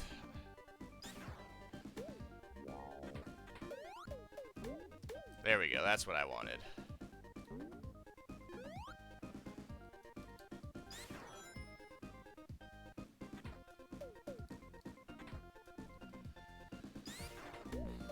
The Among Us thing.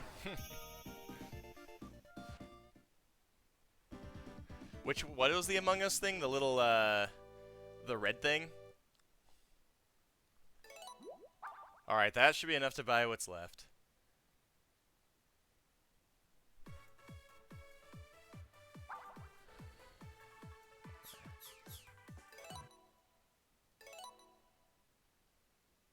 Let me see those premium sounds. So my question is, why is it... So it lets me play it even if I haven't unlocked it? Then what's the point? That's kind of like saying, alright, you can't see this movie unless you pay, but just in case, we'll let you see the movie, and then you can pay afterwards if you want.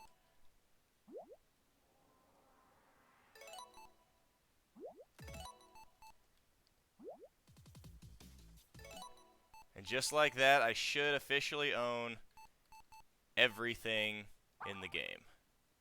So let me make absolutely sure, because I didn't get any fanfare. You'd think they'd be like, congratulations, you're so cool and hot and everyone wants to make out with you. But instead, they just gave me nothing.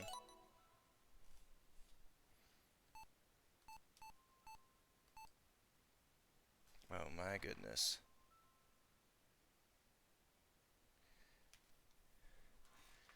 That's when I complete all the missions. How many missions do I even have, man?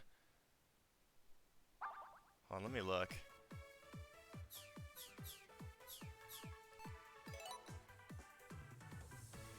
Oh my god. See, I'm 70% of the way through all these missions, too, so I almost feel kind of obligated to just get it over with.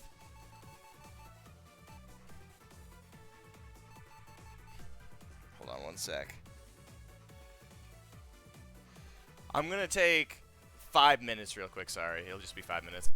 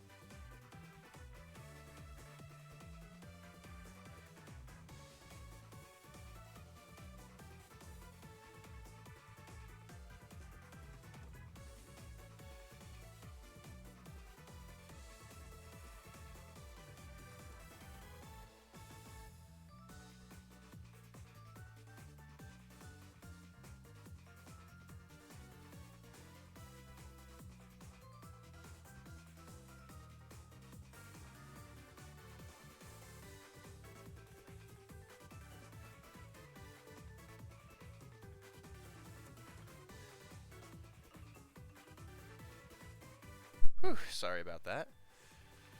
You see, my usual rule is that it can wait until I get called, like, 82 times in a row, in which case, my first assumption is maybe it's an emergency.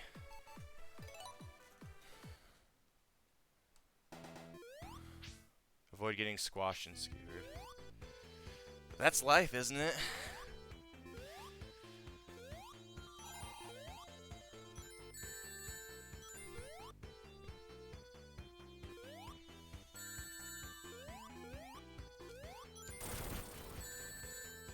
It's not about avoiding getting skewered, you see. It's about, doing... Oh, wow, I didn't pick up that ring. It's about doing it so quickly that it doesn't even matter.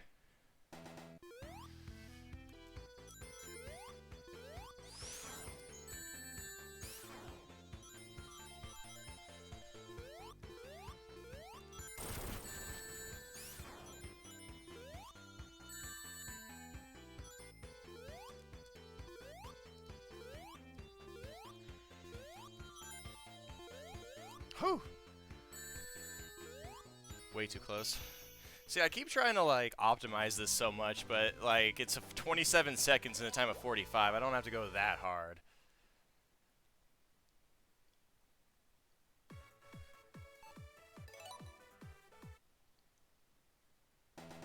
What am I doing here? Reach the goal while dodging falling hazards.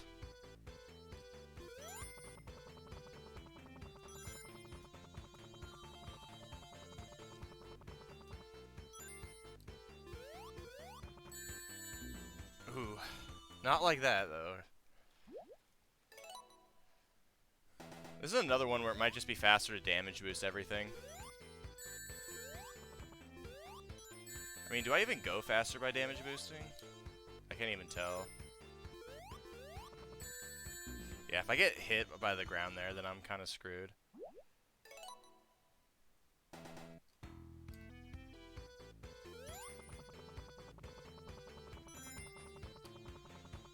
It's probably about the same speed, not enough to really matter in the grand scheme of things.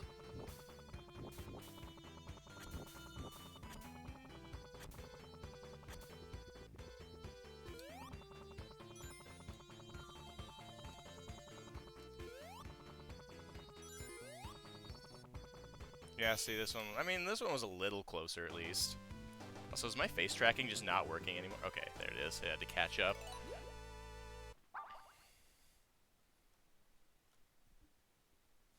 I feel like any Sonic 1 challenge that lets you play as Tails is gonna be use the seesaw to defeat Eggman.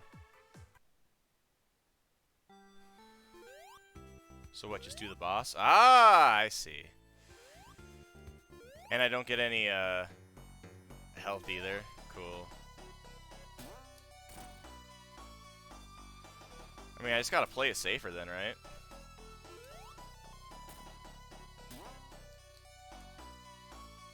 I mean, if I can avoid it, I'm only gonna use the middle one.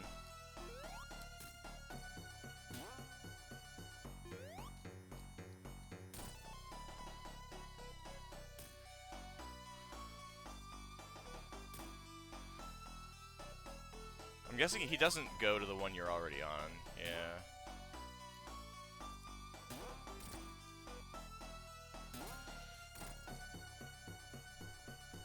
I like this. This is at least a pretty decent challenge.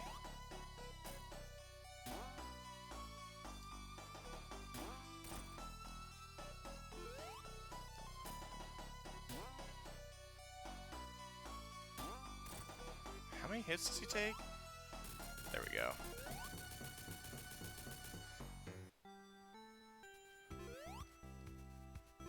What even decides the rank? What? Wait, what decides the rank for this one?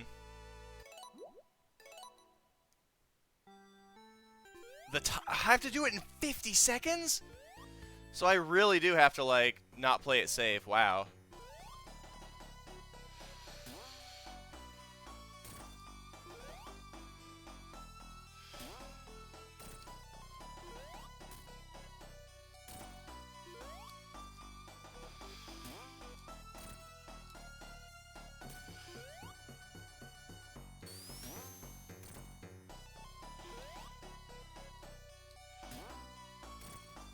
Damn it! Man, I'm actually gonna have to try for this one.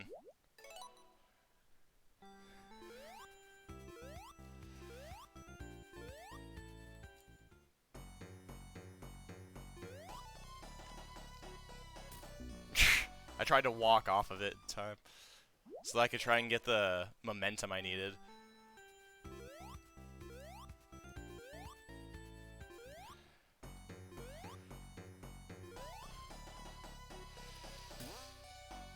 No, it's not gonna work that way. Even at full speed, it's not enough.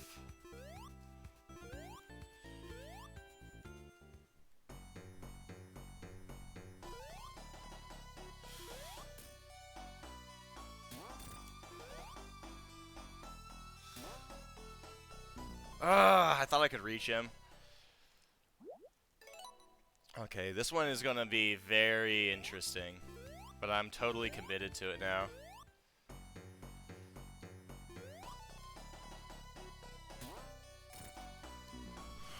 God. Now I'm trying to go like too fast and micromanage every little detail that doesn't really need it. If I stay on this one, then he'll start on the middle one, which is good because then I get to do this.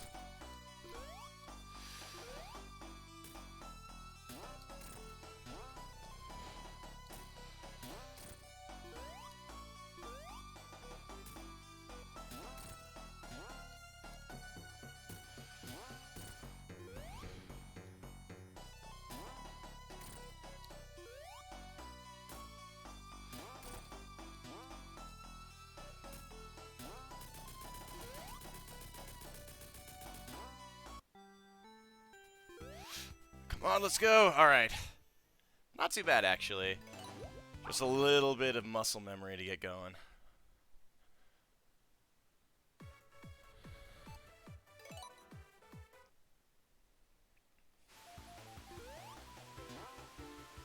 Wait, 15 seconds? What?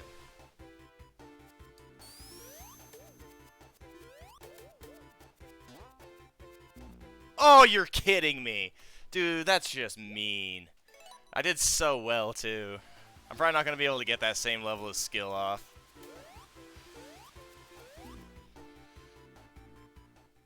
I guess they are supposed to get harder as things go on.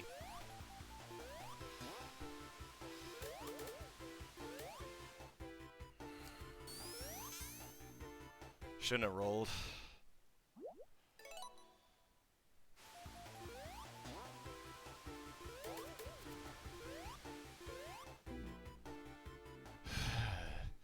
Man, the time is so tight on this one.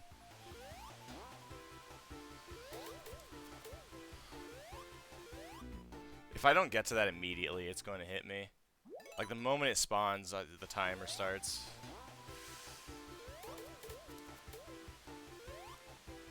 Like, just that is probably way too much time wasted.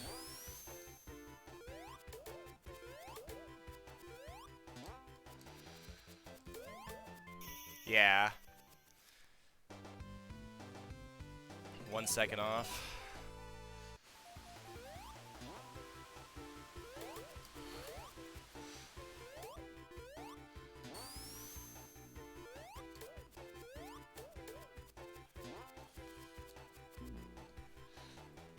Ugh. Hey, Emma. Long time no see. Yeah, see, if I didn't, I have to go to the left there. I don't know why they put the times to be so strict on this one. Then I have to go left here. Yeah. There we go. There we go. See, that's about as perfect as it gets, and it's only a 1 second deal. I know it's only a 15-second time trial, but, like, I don't know. I feel like there's no way to complete that on the first try, because that last one is just a trap.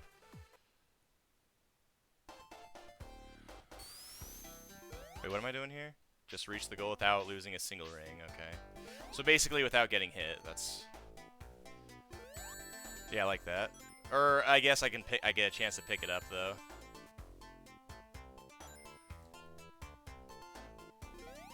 I'm gonna drown in a minute.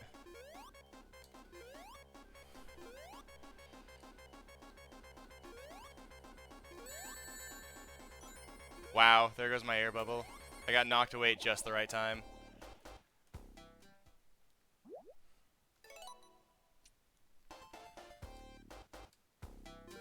God. Anybody who decided that you... I can't even spin because I'm on the corner. Anyone who decided that Labyrinth Zone, of all things, needed to have time trials. I just want to talk.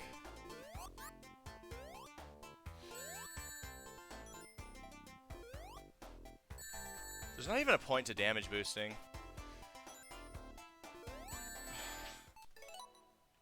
I just gotta wait, be a little more patient.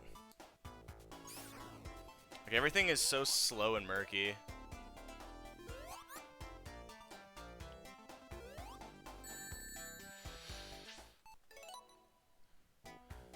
I like how the challenge is called the One Ring.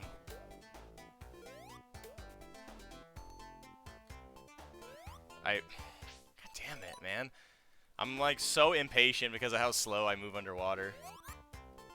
I keep missing basic stuff.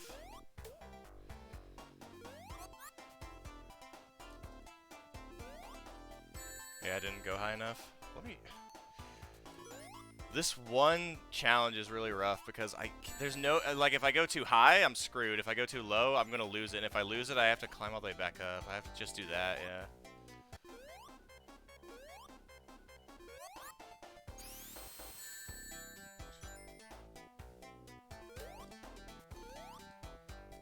I also don't really care for that. There's a reason that people hate Labyrinth Zone in this game.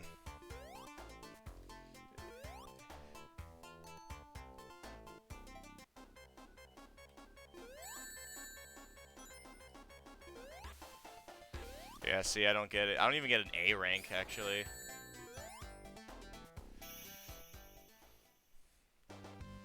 Is the difference between the A rank and the S rank only 5 seconds?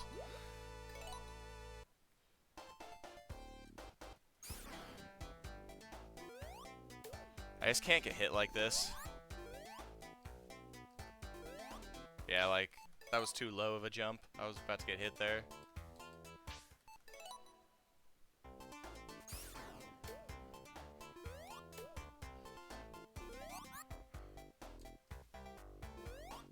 Too high, see? Man, that is so close.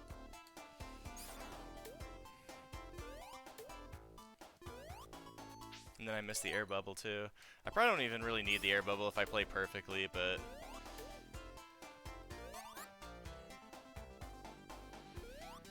There we go.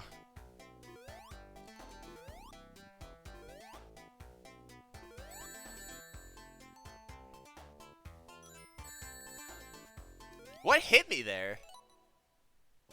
I didn't even see it, man. And then I lose the ring, so I just lose the challenge. Too high. The fabled middle jump.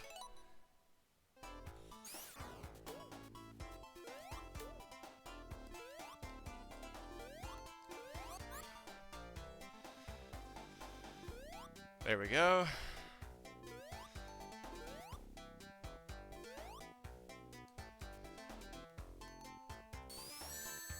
For Christ's sake, I was trying to duck, not spin. It wastes so much time, too.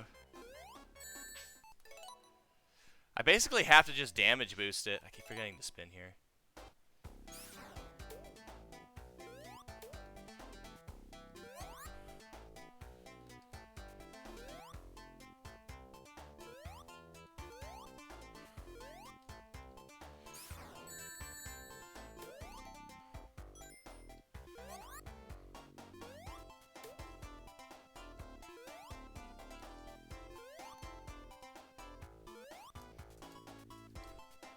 Come on.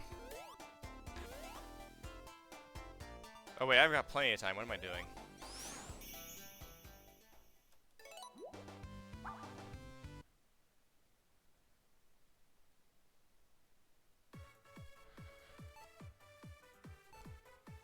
Man, I actually have quite a bit more than I figured I would. Honestly, I'm probably going to call it here, just because it's already 9 o'clock and I have a few things I still have to do tonight. Assuming that no one's going to be too upset that I have to leave. I still want to finish all these challenges, but I think there's probably enough for me to do them some other time, and so that's probably what I'll do. On the Chivos, yeah. So I guess with that being said, hope everybody had a fantastic Valentine's Day, and if you didn't, then hopefully I made it a little better, right? And so anyway, I'll probably try to stream. We're still have that thing going for Elden Ring with Alf, and also we're still looking for things to do for the next YouTube series because A Way Out finally finished. And so if you haven't seen that, you can check that out as well. For the time being, I don't know when the next stream will be. We're going to figure things out because it's kind of a weird situation as always. You know, it's never so set in stone with me. But either way, thanks everybody for stopping by, and have a great rest of your night. Wait. Before I stop, actually, I remembered. Maybe I should try and... Let's actually raid somebody, huh?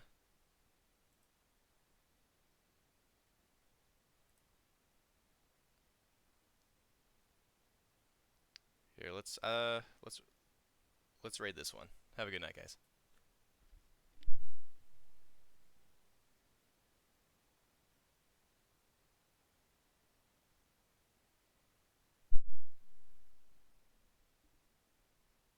it working? Oh, yeah. Here we go.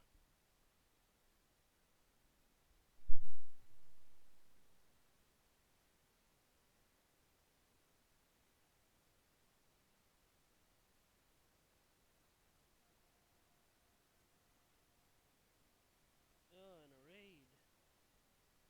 Oh, thank you for the raid. Got me just as I was getting ready to swap over back to Hogwarts for a little bit.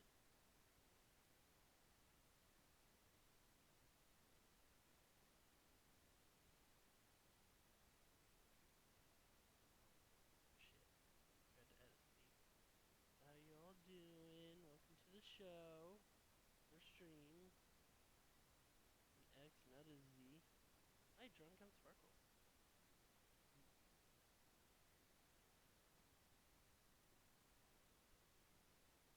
Yeah, that's what my game plan was for Fox.